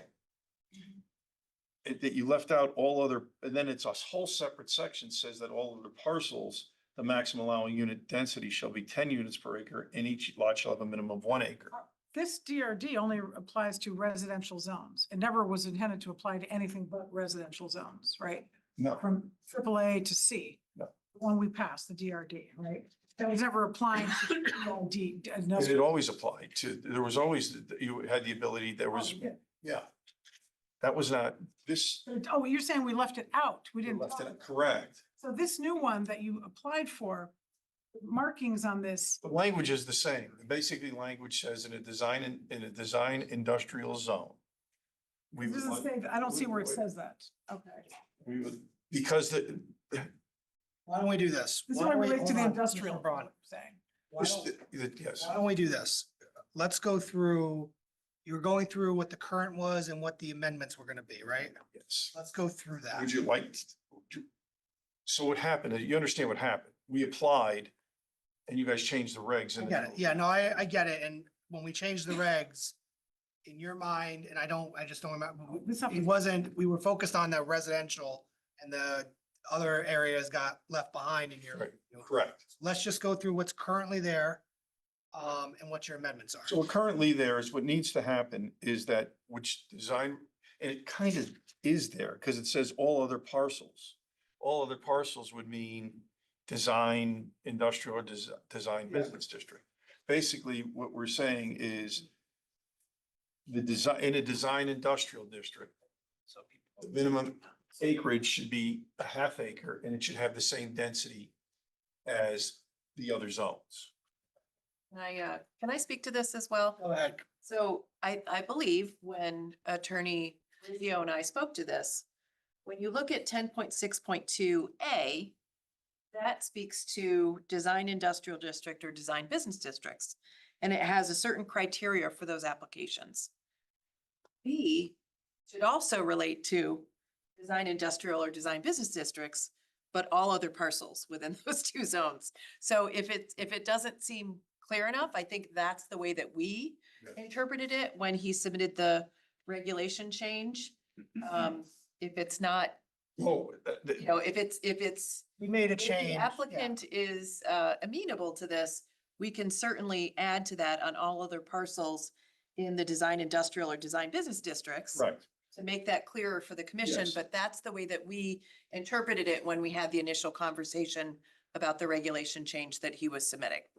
So we I were think the saying, initial conversation was even with Jim, before Jim Yes. retired, so. This application that we pulled down from the agenda, that was, there's no date on it of when it was filed. That was filed before we did our new reformatted regulations. correct, Because we just did these reformatted regulations. correct, And that has the DRD that we approved several months ago. correct. But all that took place after you filed this. Correct, and as long as my Those are the big application's states. pending, it kind of, so rather than start from ground zero, it was a matter of talking with Saying Emma. the same thing, though. You're Let's just saying, clean it up, correct. you're saying. All we're all saying is that, parcels- we would like the design industrial district to have the same, and design business district have the same density that the other districts have.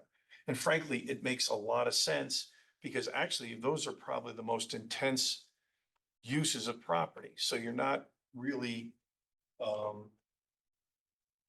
you're basically leading to a more, I would think a more delicate way to handle these properties. And by going down to a half an acre, it allowed properties like this to become residential and have the same standards that would have in a residential zone, meaning, and as I'll get to this later, is when it comes to coverage and setbacks and everything else. My reading of it is though, the way it's worded now is on all other parcels, the way it's worded now is the maximum dwelling unit density shall be 10 per acre, and each lot will have a minimum of 1 acre. You're taking out the 10 per We're acre. asking that it be You're saying you have the same density. no maximum density, but No, half, no, same density.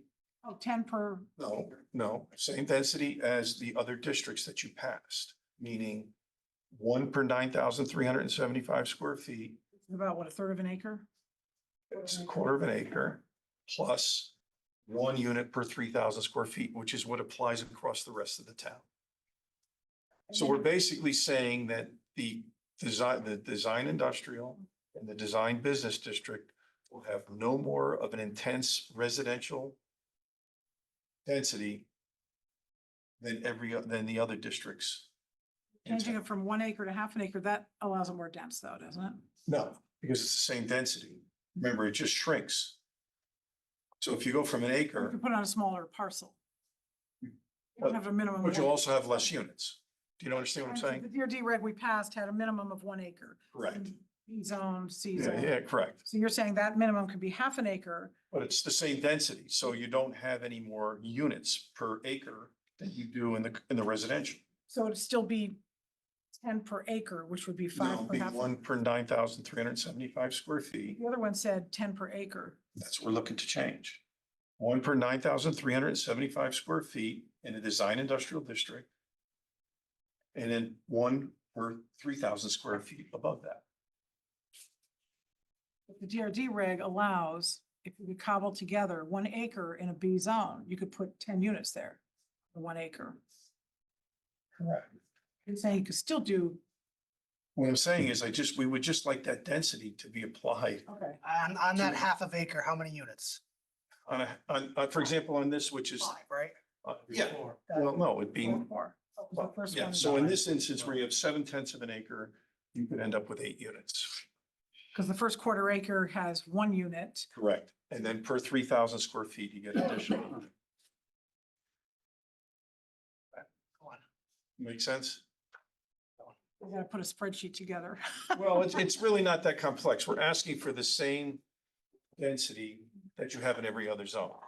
And then all we're asking for is that the minimum in a design residence district, I mean, in a design industrial district, go down to a half an acre. Because you have small choppy, Correct. And this is a way to handle those so that you don't end up with, you get rid of some of the, like, for example, believe it or not, this building sits on the state property.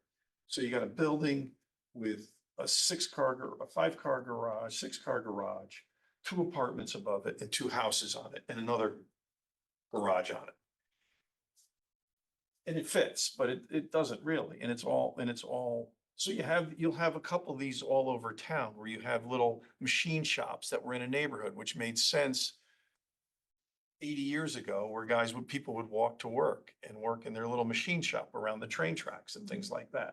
So all this does is say, we're gonna make these smaller acres, if it's design industrial, eligible for residential. And with a density that's not any denser than permitted in your residential zones. If I'm not making sense or I'm confusing people, please let me know. can I ask another question of whoever you might know the answer to this. So right now, I know we have a moratorium that ends in half years. You cannot put an 830G on an industrial, it can't be No. forced on. No, because you permit, Unless we allow residential on that you already industrial. allow residential on, We already allow residential. residential in a design industrial zone. If we change the zone to DRD. Right now, I've had the opinion that if any type of residential is permitted in a zone, that it would be subject to 830G. so. It's only when the properties are exclusively industrial. That's what I've been In the told. current design industrial that this property sits on, that's the issue with this property, allows residential? It's just, it's 7/10 of an acre, not, Regardless, but I mean, yes, her question is, yeah, there would be residential. If this were an acre, there would be residential permitted on that.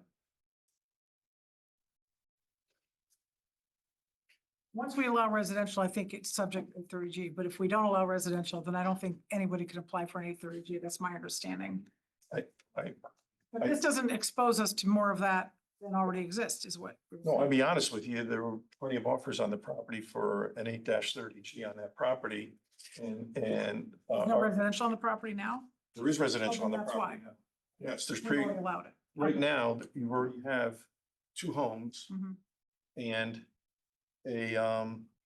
2 homes and 2 apartments on there. So that plus the parking garage, the apartments are above the thing. Okay.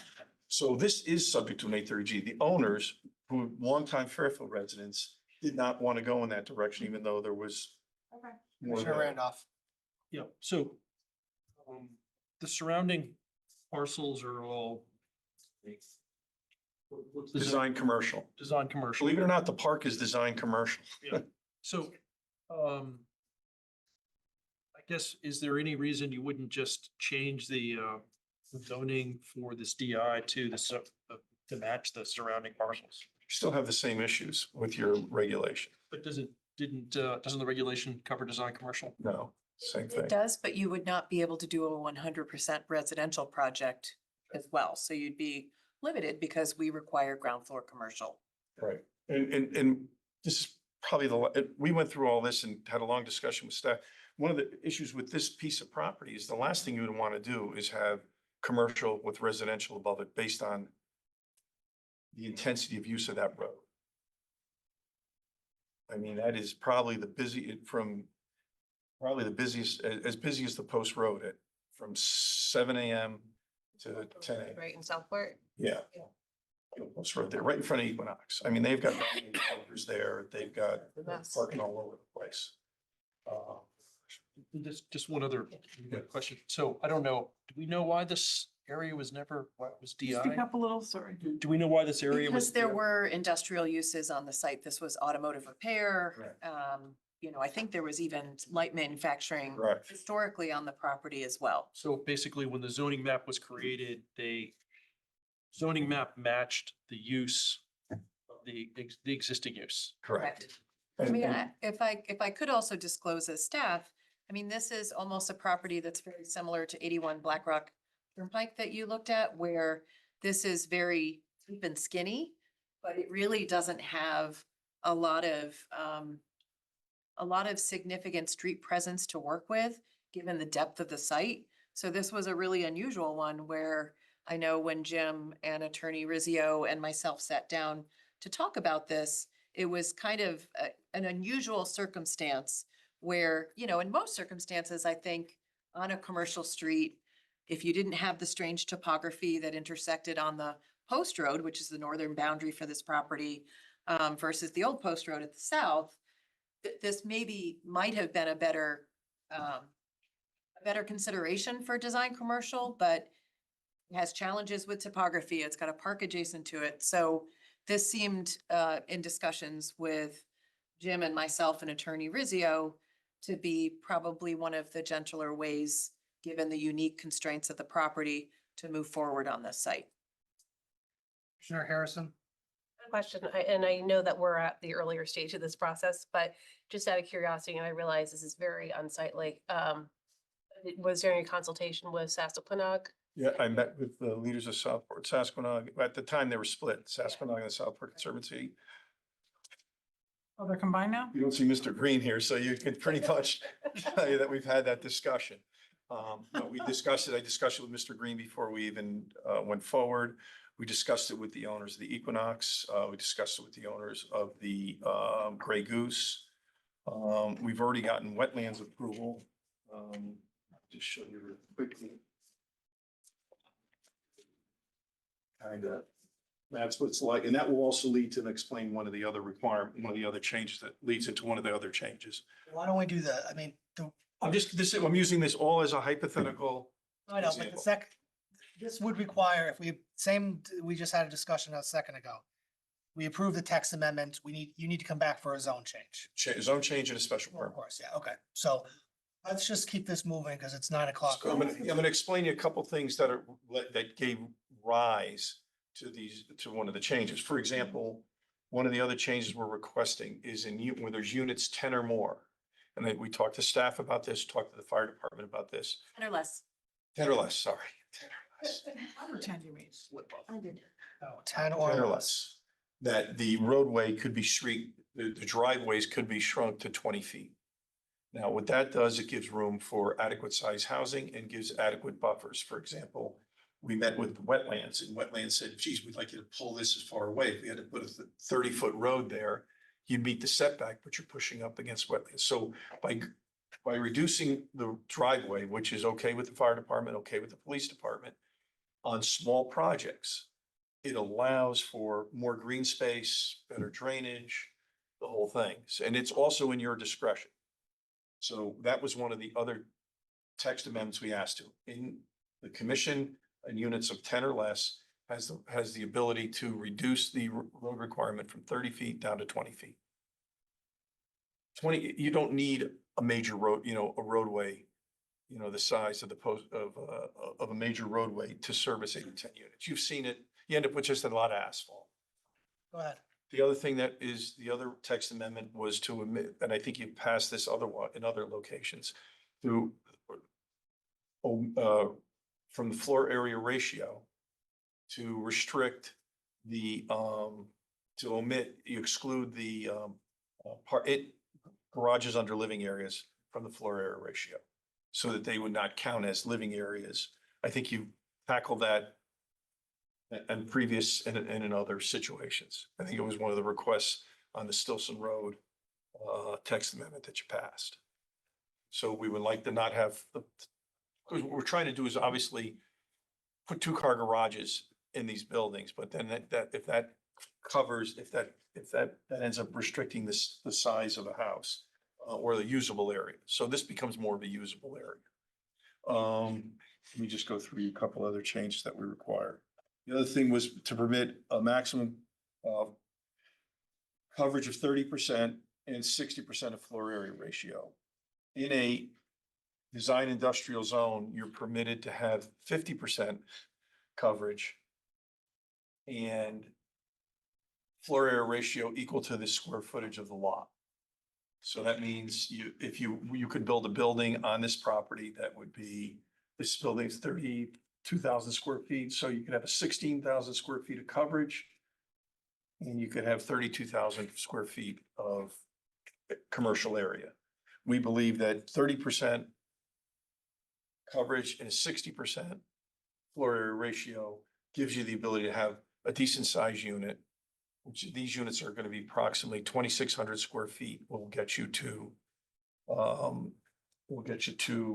30% coverage and a 60% floor area ratio.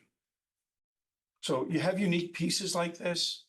You save all in all of this is that somebody's got to come before you on a very specific property, explain to you why it's eligible for a design residence zone. And can we please have these, can we please have a zone change so that we can move forward with a particular project? You're not giving up anything, but you're making, I think, uniquely situated properties, which are currently industrial. And I can tell you, if they're that small, they're mostly non-conforming and usually in the wrong area, become useful residential pieces. Once again, all at your discretion.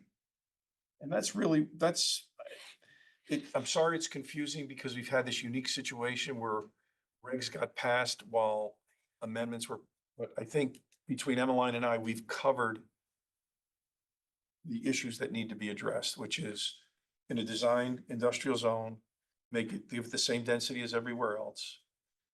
Let the minimum acreage be a half acre, but then again, like I said, so you understand, Commissioner Braun, even though you're going down to a half an acre, you're not making the density any higher. So you're not getting any more units, even though you're reducing the acreage.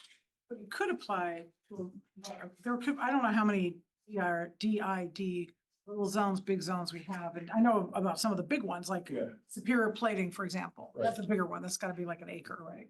Yeah. They could do the same thing there. Right. And how many could they put on there? And that still have the narrow road, No, only 10 units or less. So somebody have to have 10 units or less to ask for a narrow road. Secondly, you have to get your permission to do it. Thirdly, most importantly, you have to be available for a zone change.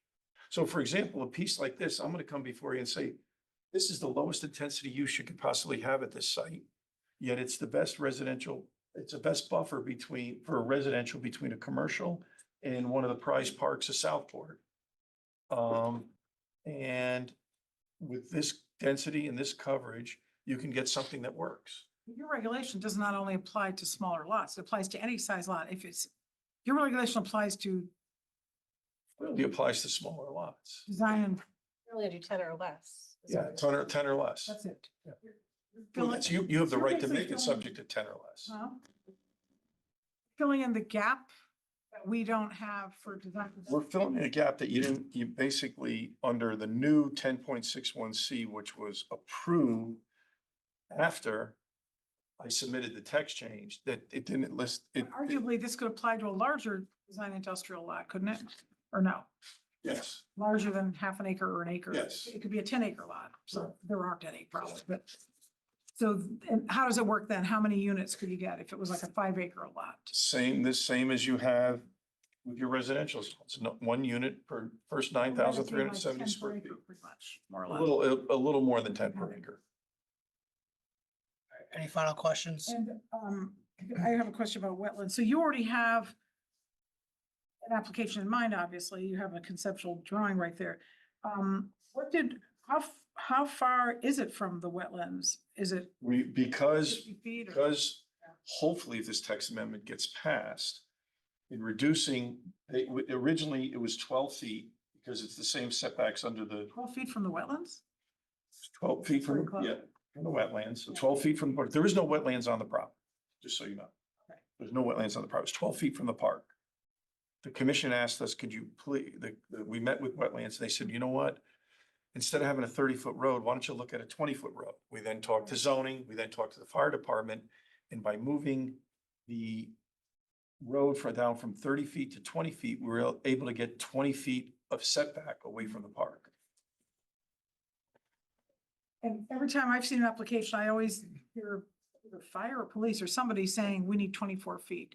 But maybe that's for a bigger application, Correct. like for a driveway. Correct. And some of them they'll require, if it's a big enough application, they'll want circulation around the building. And the affordability, of course, would only apply if it's 10 units or more. Correct. That would be 15%. I don't have it in front of me. Correct. On Reef Road, the 9-unit ones, how wide is that driveway? Well, it's interesting because those are shared driveways. They may be 24 feet, but They're shared? there's an easement that goes between the Okay, units. those happen to be wide, but you. They're also, actually, they're wider because they're not as wide because they're one way. If you come into Reef Road, you come in one way and circle around. 9-unit developments there? Okay. Yeah, Your concept is a parking lot. what's that? It's your concept of park, it was. A concept is two-car garages underneath. Driveway. And then, so Sorry, I thought that I saw a larger parking. plus four visitor parking. And what would the height be of these? It's gonna be same as height. I think it's 35 feet, something like that. Out of curiosity, would this need any kind of environmental remediation since it was like auto shop or It's all been tested, all taken care of. We went through that all through wetlands. just, I was just curious. Yeah, no. It's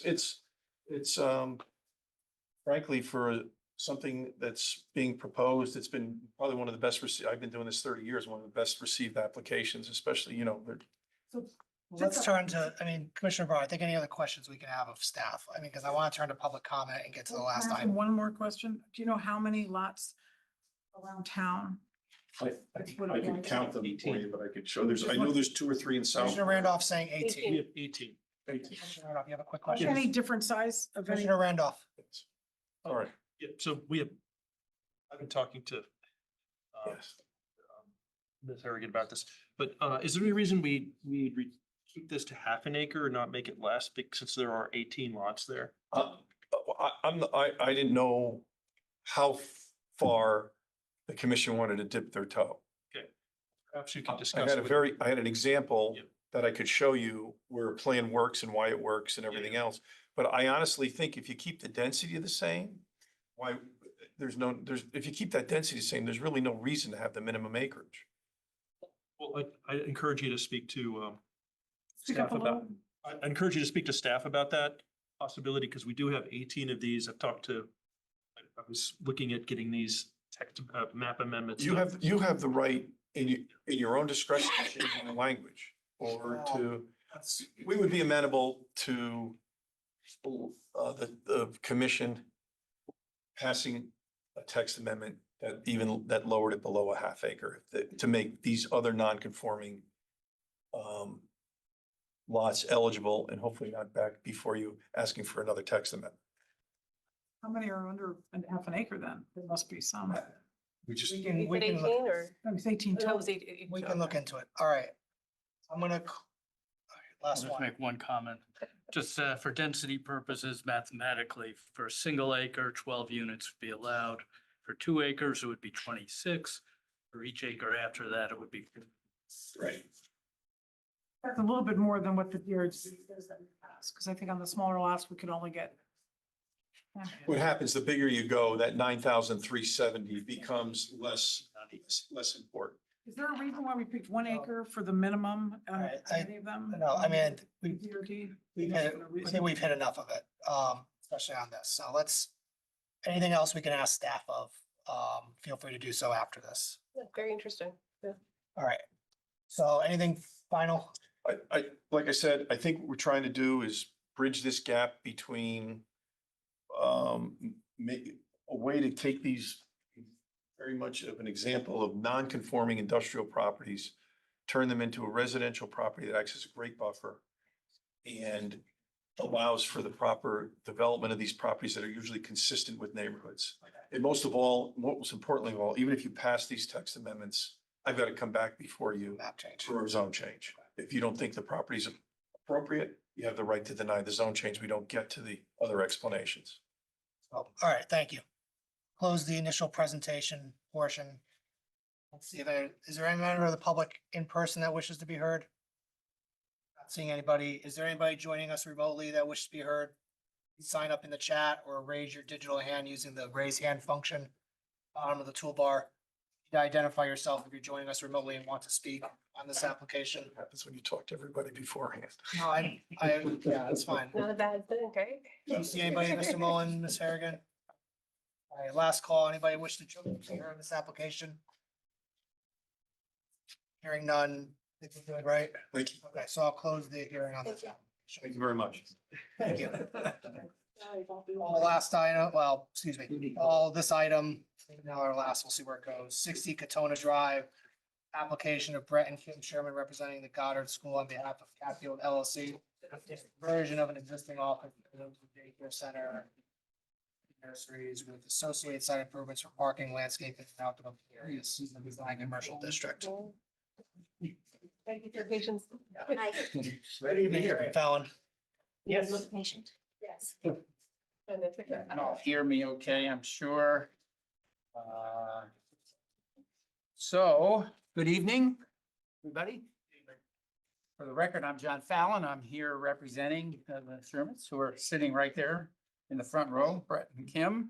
I'm joined by Mr. Pat Rose and Mr. Kermit Watt, who we'll be hearing from during our presentation. You spent a good deal of tonight, quite properly, talking about the needs of the elderly senior housing. We're going to flip the page. We're going to talk about children, because that's, of course, what this application is all about. The property is located at 60 Katona Drive. It's in the design commercial district. If it sounds familiar to you, that is because about 1.5 years ago, it was before you for a conversion of a then office building to a residential dwelling situation that didn't pan out for that particular applicant. And so the property went back on the market. And I think to the benefit of the town, as I'll talk about, the Shermans came forward and they are the owners and operators of the Goddard School on Stratfield Road, which you were good enough to approve in 2020. And since then, it's become a very important and well-received center for children. And what we are looking to do here is to establish a Goddard School at this property at Katona Drive. It goes without saying that Brett and Kim have run the Goddard School at Stratfield Road with a real commitment to the highest level of education and childcare for ranging from infants, toddlers, preschoolers, pre-aged children. And there's a very strong demand, as you know, for this type of needed use in our town.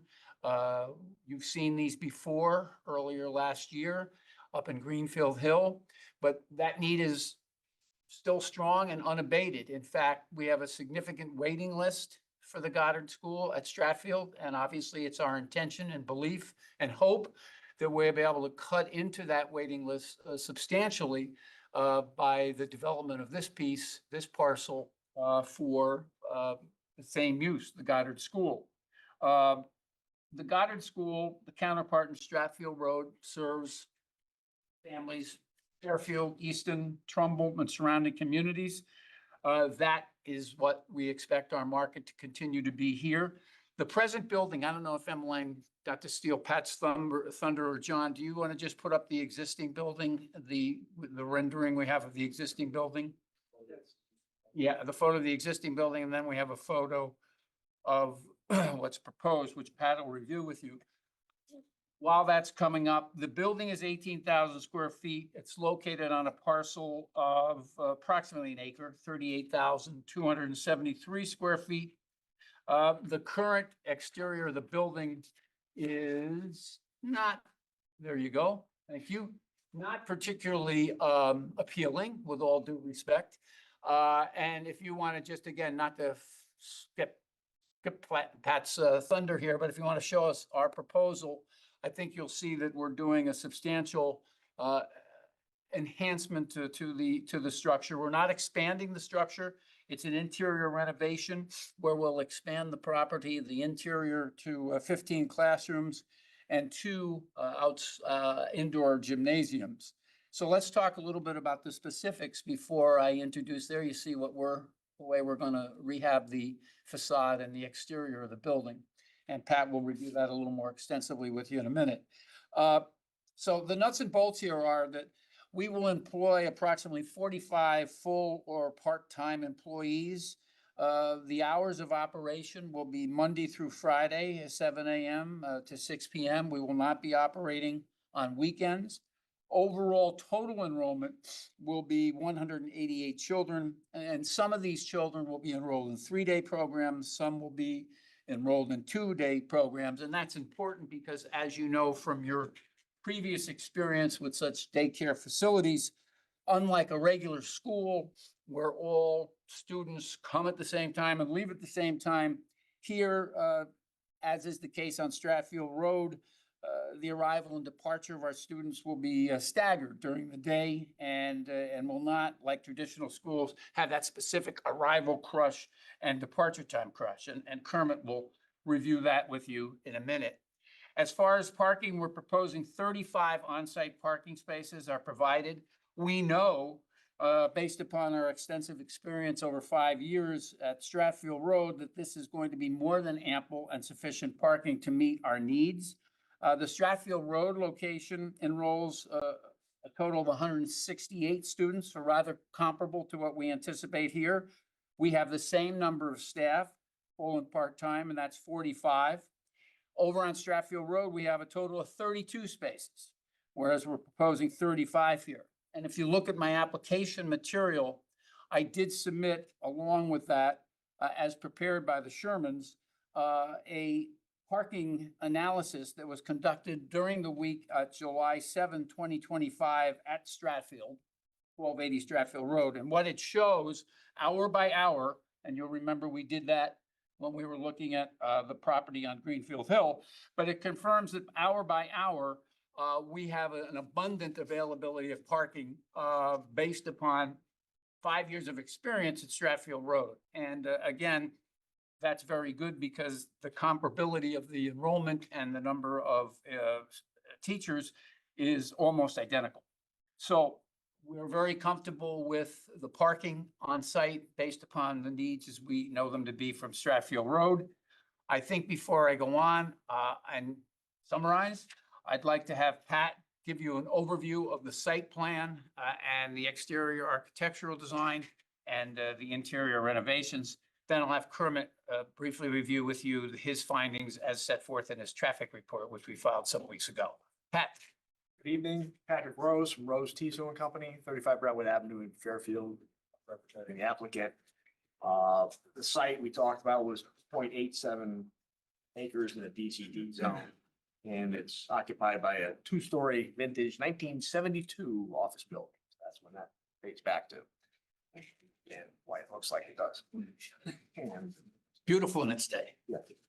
Our proposal to bring it and transform it into a modern childcare facility. The site plan, which is up on the board right now, shows that the parking lot, which previously went parking lot on either side of the building with an attached driveway that connected one side to the other. We're removing the connecting driveway in the back and putting playground areas on the north and south sides of the building, connected by a smaller playground in the middle. So it's taking that whole rear section of the building and turning that into playground. That segregates the parking into a north and south lot. The north lot, which has 16 spaces, will be for parent drop-off and 4 worker spaces. And the south lot will be for staff. There are 19 spaces on the south lot, so that's the 35 spaces that we have. Also in that south lot, there's a dumpster location, which projects into that playground area with a masonry enclosed dumpster. And we've put plantings in the front yard where currently there are some plantings right now with new plantings going in there, with pin oaks, azaleas, and some rhododendron. And then on the north side where we have the main entrance, there's a piece of the building that bumps out on the north. That's the elevator that was added onto the building. That behind that is going to be the main entrance into the facility. We've created a little terrace area that people are bringing their children through. There's some plantings along the side of the playground area there. We come into the building behind that elevator bump. So other things we've had to do this is to change the catch basins, change a lot of the piping, because we're changing the grade in the parking lot, changing the grade out of the playground areas. There's a easement along the south side that was, it's a sewer easement that we have drainage in currently that we have to take the drainage out of. Now it's requested we do that. So we've made adjustments to our drainage plan to allow that to happen. There's an existing sanitary connection, which we're reusing into the sanitary system from the building. And we're going to be bringing in a new sprinkler line into the facility and then upgraded electrical system. Go to the, if you just continue on, there are soil erosion control plans, which show that we're providing silt fence on 3 sides of the property, anti-tracking pads, 2 site entrances, and all the catch bases will be protected with silt sacks. So controlling anything going off the site during construction. There are multiple detail sheets. You just scroll through them, will be fine. That one of which is the drainage structures and pavements details. Then we have the soil erosion control, which shows the detail of the silt sack, the silt fence, and the anti-tracking apron. And then we've got details of playgrounds, playground equipment, and also the playground perf that's going to be in the playground area. And then the last shows fencing and dumpster enclosure going to be used. Then we provided a lighting plan, which shows blade type fixtures about 15 foot high with full cutoffs, and we're not projecting any lumens or foot candles beyond our property, affecting the other areas. Proposed floor plan for the renovated facility shows that, let's just pull it down a little bit. John, if you just put that down a little bit, that's good. Yeah, there you go. At the top, you'll see the entrance to an elevator. And then you enter into a vestibule, which is controlled. It's controlled by the director's office. And then once you get past that vestibule, there's a corridor that has a private office, conference room off that vestibule. And then there's a main corridor that runs sideways all the way down the building, where you have infant rooms, 1-year-old rooms, pre-toddler rooms, toddler rooms, and some prep area and storage. So most of the younger kids are all on the lower floor. They have exits out onto either a sidewalk or a portion of the playground area. On the second floor, we have, excuse me, we have preschool rooms, a gym, and a storage room up there. So that's where the older kids are up on the second floor. There are 2 stairways out of the building. One is right next to the main entrance and one on the opposite side that exits out onto the south parking lot. Elevations. What we're doing is we're removing the exterior mansards from around the building. The what? I couldn't. That mansard roof that projects down to the first floor almost. And that's all being removed. We're gonna re-side the building with stone on 3 sides at the lower elevation. And then at the first floor, we're gonna use horizontal siding and then golden batten siding on the second floor. If we could maybe put up the rendering if you have, find it. Shows it better.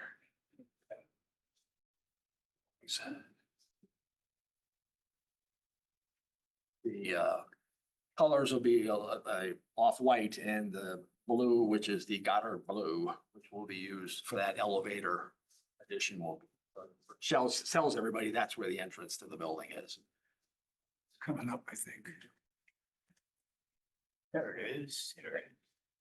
So all those exits out of those classrooms have awnings over them, an awning around that elevator enclosure that goes back to that, covers that entrance. So that it's telling people where they're going.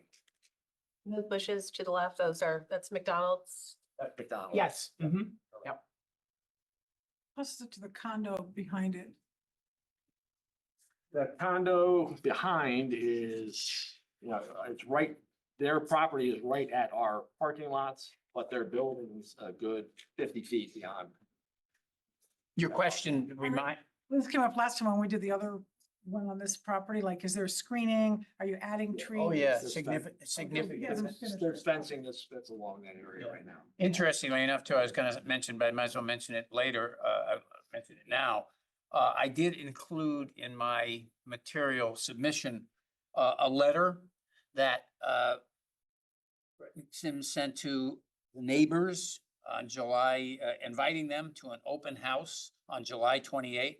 That went out to 59 people, all the people who were getting notice from the town on Katona Drive, Burroughs Road, and Black Rock Turnpike. And they went out and they bought cookies and they bought coffee and soda, and no one came. And that's, in that instance, that's a good thing, right? And as you can see, they didn't think there'd be cookies tonight, so they didn't come either. But we also, seriously, did not receive any response from the letters by way of inquiries, because as you can see from the letter, which you have, we gave them contact information by phone. So I just wanted to let you know that we did a complete outreach to the neighbors, and we're very pleased that the neighbors had no concerns, and, we're gonna be good neighbors to them. I just wanted to mention that. Pat, I didn't mean to cut you off. No, there's fencing that exists along that area. There's also trees that are along that area. Do you recall, Attorney Fallon, when we talked about this last time, we talked about reducing 2 parking spaces and adding trees?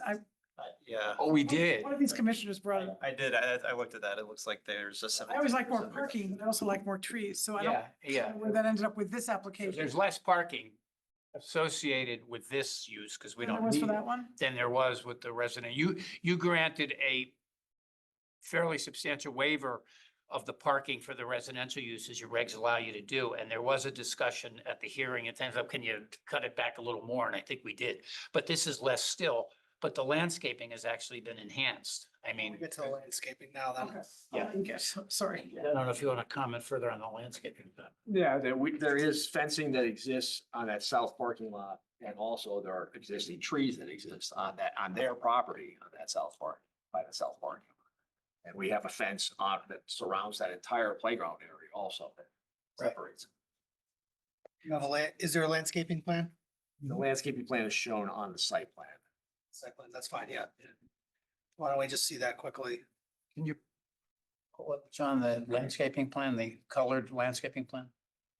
There's an outdoor playground, I assume. That's not part of one there. Two of them, yeah. And that's, where's the condo in relation to this? Condos at the bottom or Down right. here. I need to So the back, pull that. so Black Rock Turnpike's at the top. There it is. There's the land, there's the color. Yes. At the top and the So condos the condo, down, see that rectangle that's on an angle? That's the condo building down down below. below. Correct. And where's the playground gonna be? Playground is right there. So it's kind of close to the Without the- condo. Where's the generator? Is there a generator? Yeah, generator will end up being in the front area. So that's farther That's from the where the condo. electrical is, yeah. Okay. Pat, anything else? I don't see landscaping near the condo, but are there existing trees that There's existing trees that are along that. they're on their side, on not their your side. side? So you're not expanding the parking from what it was? No. It's all Keeping- staying, that everything's, keeping- the footprint of everything is the We're same? keeping the parking as it was. We're actually correcting the parking on the north lot because that was actually double bay parking. And it wasn't wide enough really for double bay parking. We had to change that. Double what? It's a Parking Oh, on the either double- side, yeah. Commissioner Harrison? I have a question just about parking. You studied 38 spots, but I guess, I imagine there'll be special occasions, parties. And I guess folks will just park on Katona. I mean, it's pretty wide, as I recall. We have People a park there now. during the year, and anytime we do, we send out notices to all of the community, letting them know that at this time we'll be having a party. There might be extra people parking. Yeah. And I really appreciate you guys reaching out to the neighbors. Obviously, you're very committed and appreciate that. And I, and the template being what they've done over 5 years on Stratfield Road. They have a wonderful relationship with the neighbors. Obviously, that was a site that the neighbors for many years had a lot of interest in, and as I know full well. And the relationship between the Goddard School and the neighborhood is great, and that has a lot to do with what Kim just said, the outreach they do. When we were before you, what, 2 years ago, for the expansion of the Goddard School on Stratford Road, him and Brett spent a good deal of time talking about, the things they put in the mailboxes. So the community's always aware of what's going on when we have these rare special events. That's worked out well. Then another question. I noticed you'll be getting a food license. Do you serve meals or? No. Okay, you just have to do that part of We childcare? serve 2 snacks a day, but we don't have a commercial kitchen. Okay, The health department said something about a kitchen. yeah. And then I have a question though about, because this came up with that other one we did on Greenfield Hill. The, it seemed like you don't have a problem with they don't have a problem with the parking spaces now, but it seems like 45 employees and 188 pickups and drop-offs with only 35 spaces. I don't understand how that works.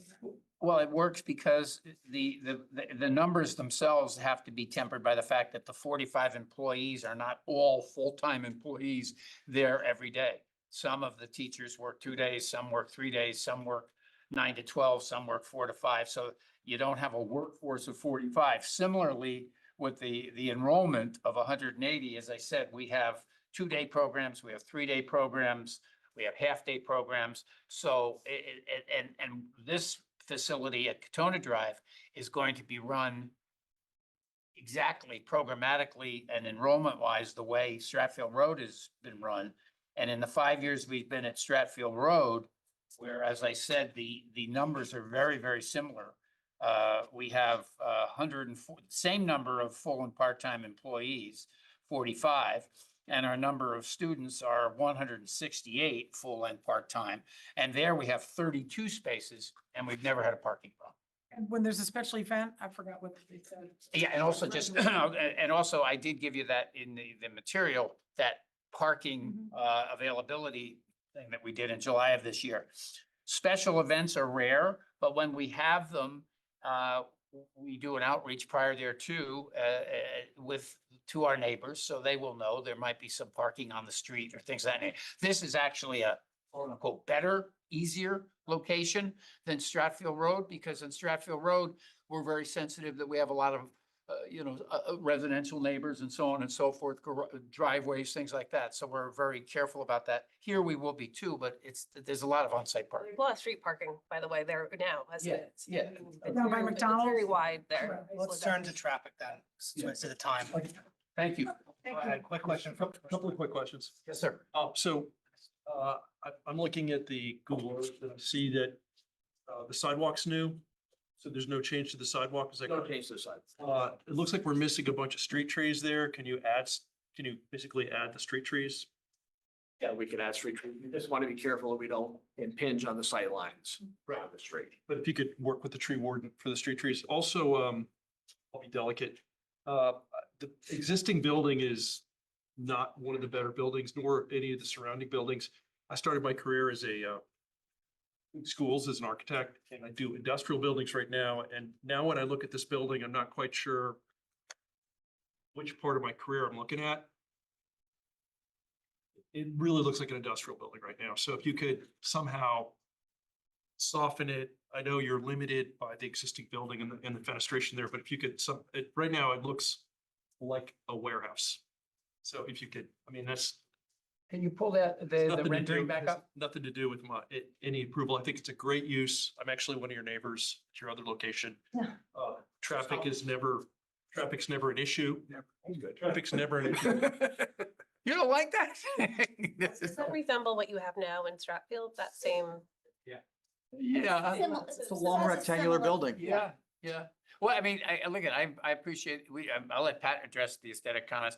I mean, we are somewhat limited by the fact that we are rehabbing an existing building. I kind of think this is a nice improvement and considering that, and without any, considering the surrounding context, you know, the McDonald's and things of that nature, I think it's nice, but I'm sure, Pat, you may have some comment, because those are constructive Just comments. an ask. You don't have to elaborate on it. So that's it. So street trees would be great. Parking, you guys are great neighbors. I live a few blocks away from there. Parking you addressed the issues for parking.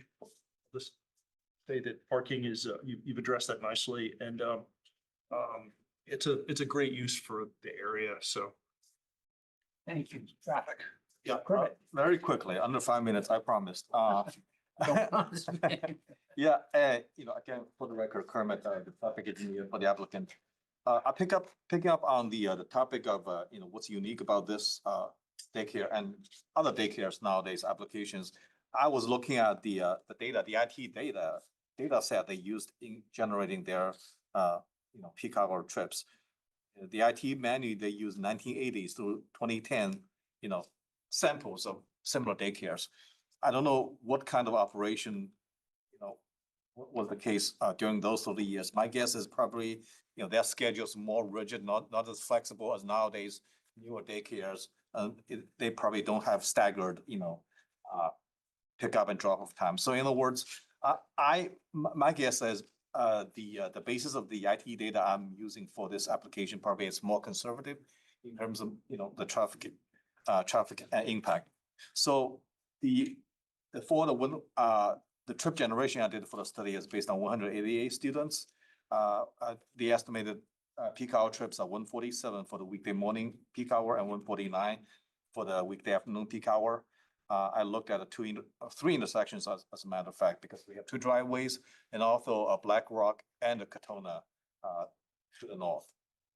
And no level of service issues. Everything will be D or better.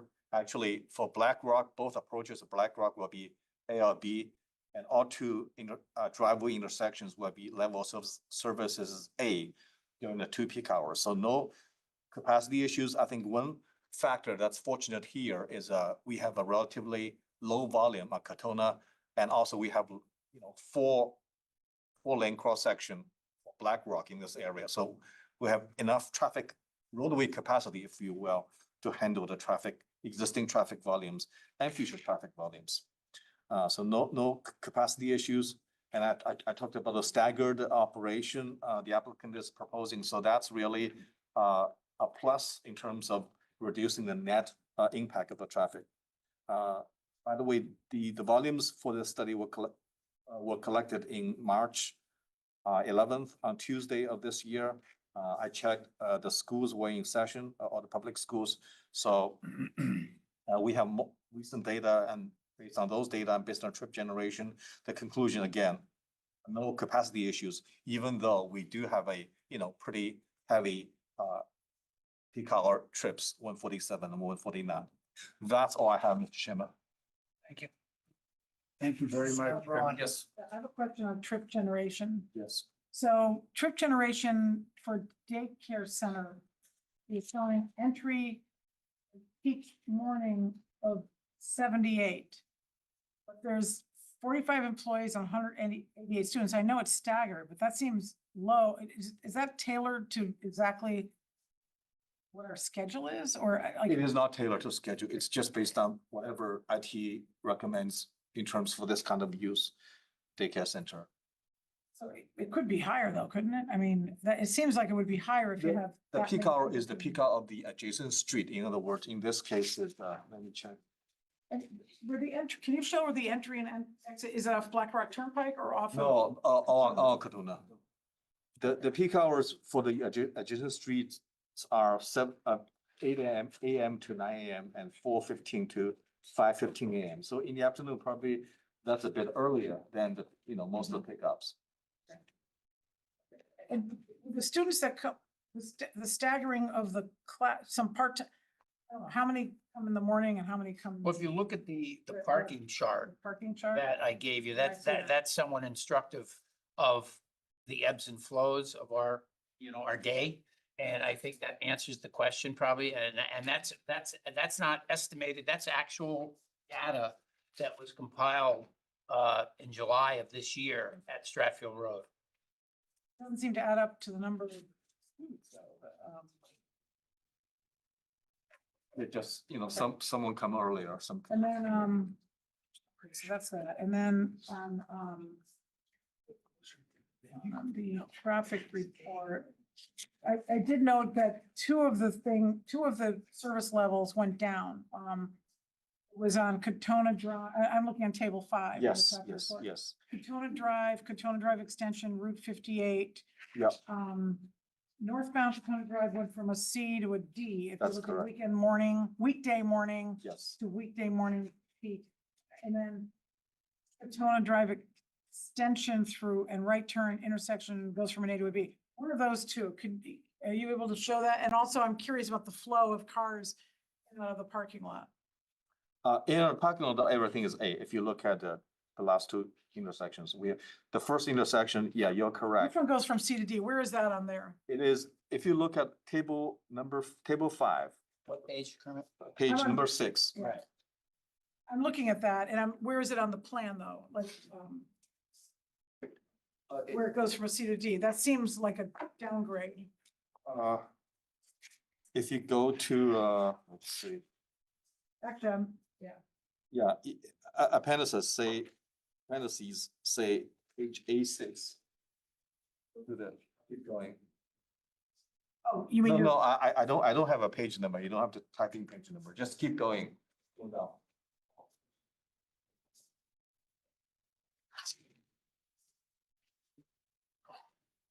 Yeah, just stay here. This is fine. So, the McDonald's between the Northern Driveway and Route 58.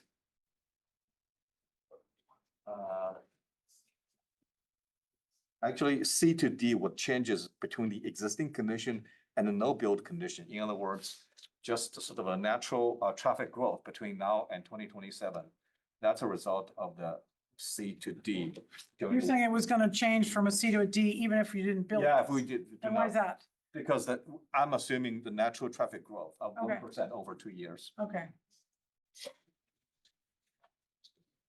Anyone else? Other questions for you all? Thank you so much. Hang on just a second. I don't know if it's applicable to you or to your expertise, but I guess, do you just talk more about the egress? And just how people come in and out and Sure. drop off? Could we put back up the site plan, John, there, and Pat? No issues with sightlines, right?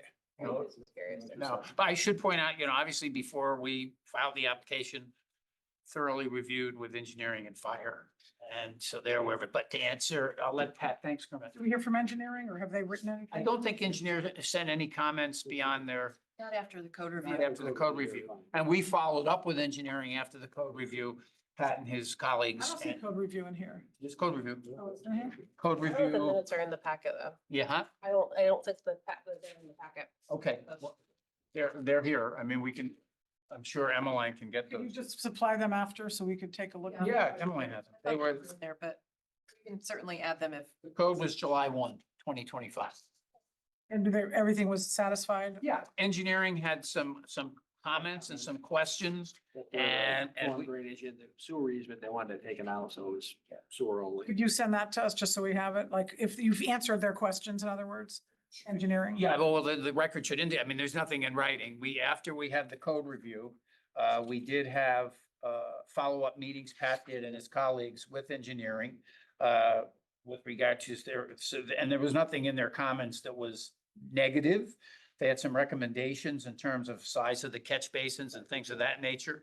And that's all been done and that's reflected in the plans. So I'm sure Emmeline will get you the code minutes. Well, my apologies. There were no comments. And if engineering did say something, could you potentially send it if they said, yeah, we're good? Thanks. Well, engineering didn't provide any additional information beyond, there's no engineering memo, but if you look at the code comments from engineering, provide a digital set of the plans. Strongly recommend using standard 3-foot by 2-foot catch basins. All drains shall have a minimum of 24-inch sump. That's okay. You don't have to read it. Yeah, it's all that kind of stuff. Nothing is changing about the footprint, right? No. Nothing is, you're not adding impervious surface. Taking away. Taking away. Okay. And you also have from Pat's office, a drainage report that was submitted. So that's all there. This goes right over. You had something you were gonna? We have a question about ingress. Sorry. About how you get in, how you get out. The north parking lot, the driveway's been slightly reconfigured, because it was on an angle, it was a little tricky, so we're straightening that out. You only have parking on the one side up against the building, on the other side, if there are parallel spaces, 4 parallel spaces, you have one no parking space, so somebody who's in that, so staff spaces can pull into that no parking spot and back up, come out. So you have ingress and ingress from that north parking lot. South parking lot have ingress and egress where there are 90-degree spaces, simple parking. They don't connect, They do right? not connect. And fire access would therefore be on either parking lot to get it, On right? either parking lot or on the street. I mean, they're not. Or deliveries, food deliveries or anything like that, or supplies or? Their supplies will come in this back stairway. They're the place that they can pull it right in front where that stairway is. And where's the main entrance? Down below, but by, I'm Right sorry. up there where that Okay. little patio is, right next to that bulk. Get you. Okay. And do you take the children out of the cars like other preschools do, or they're walked in with their families? Okay. So I think the vestibule is more. Any other questions for either Pat or? Anything else besides? No experts, just a very brief summary.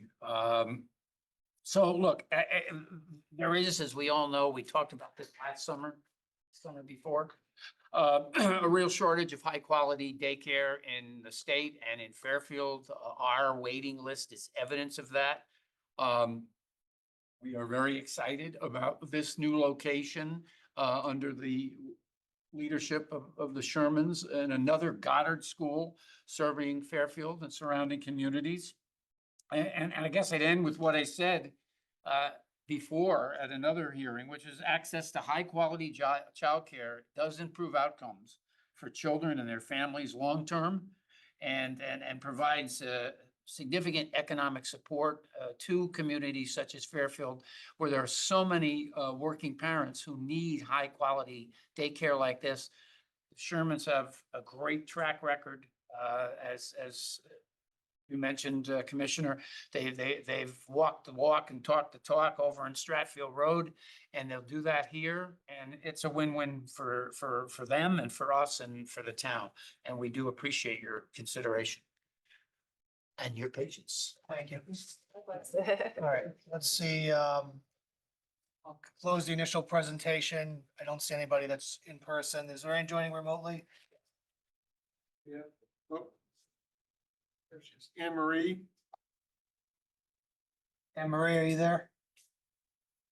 Just give your name and address. Yes. We'll keep comments to 3 minutes, please. My name is Anne Marie Astles. My address is 123 Katona Drive, number 484. I am Speak up a one of the little. neighbors. Sorry. Can't hear. Yes, sure, no problem. Hold on one moment. I'll try to remove. What? Yeah, her end. Can you hear me better now? Yes, we Thank can. you. Okay, thank you very much. My name is Anne Marie Astles. My address is 123 Katona Drive, number 484. I have a condominium at Belvoir, which abuts the proposed Goddard School. So, and I'm a member of the Belvoir condominium complex, a board member.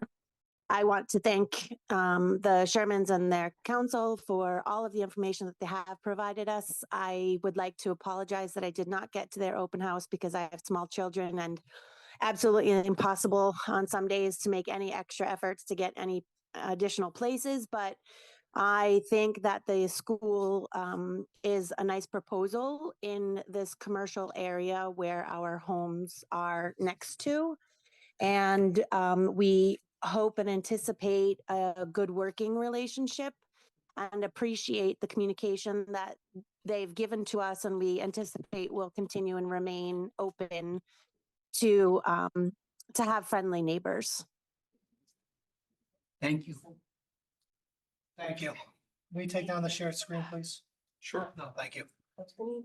Anne Marie, The last name? I'm sure. Astles, A as in apple, S as in Sam, T as in Tom, L-E-S as in Sam. Astles. Great, thank you. Thank you very much. You're welcome. Is there any member of the public joining remotely that wishes to be heard? Please either sign in the chat or raise your digital hand using the raise hand feature at the bottom of the dashboard, at the bottom of the screen, so you can identify yourself. You need to identify yourself in order to be allowed to speak. Anybody else you see, Mr. Mullen? No, I do not, Mr. Chairman. Final call, any member of the public wish to be heard in this application? Hearing none, anything further? Thank you. I'll close the hearing on this matter. The last item we had, the end was the P O C D. We got 10 minutes left. I think that's not really needed at this point, right? 10 minutes. We just push this off to next week. Yeah. Can I have a motion to table then? I'll make a motion to table discussion and adopt the PLCD For next week. for next week of October 7th. For a second? Second. Any discussion? All in favor, please say aye or raise your hand. All right, passes unanimously. So, What's the second? I'm sorry. Braun. Big Braun. Commissioner Braun. So be ready on the 7th for that, and Reef Road. Reef Road looks like it's due the decision is due next week. So we need to at least do those two. Have the P O C D go first, please. The 7th is next week. So we have to do P O C D and then Reef Road. Talk about Mill Hill, that doesn't have to be done until November, it looks like. Correct. So, We do have to finish the 65 Station Street application. Okay. We need to close that public hearing. Mill Hill Terrace has been is ended, but we can wait on the decision. We can decide how we are that day. But we have till November, but P O C D and Reef Road at the very least, okay? So I'll adjourn the No, hearing 1477, right? on schedule. Not till the 14th. We said we have until the 18th. Say 55. For what? Wait, That would be great. I'll look at the pictures. Shit. We adjourned. Thank you, everyone. Adjourn. Recording.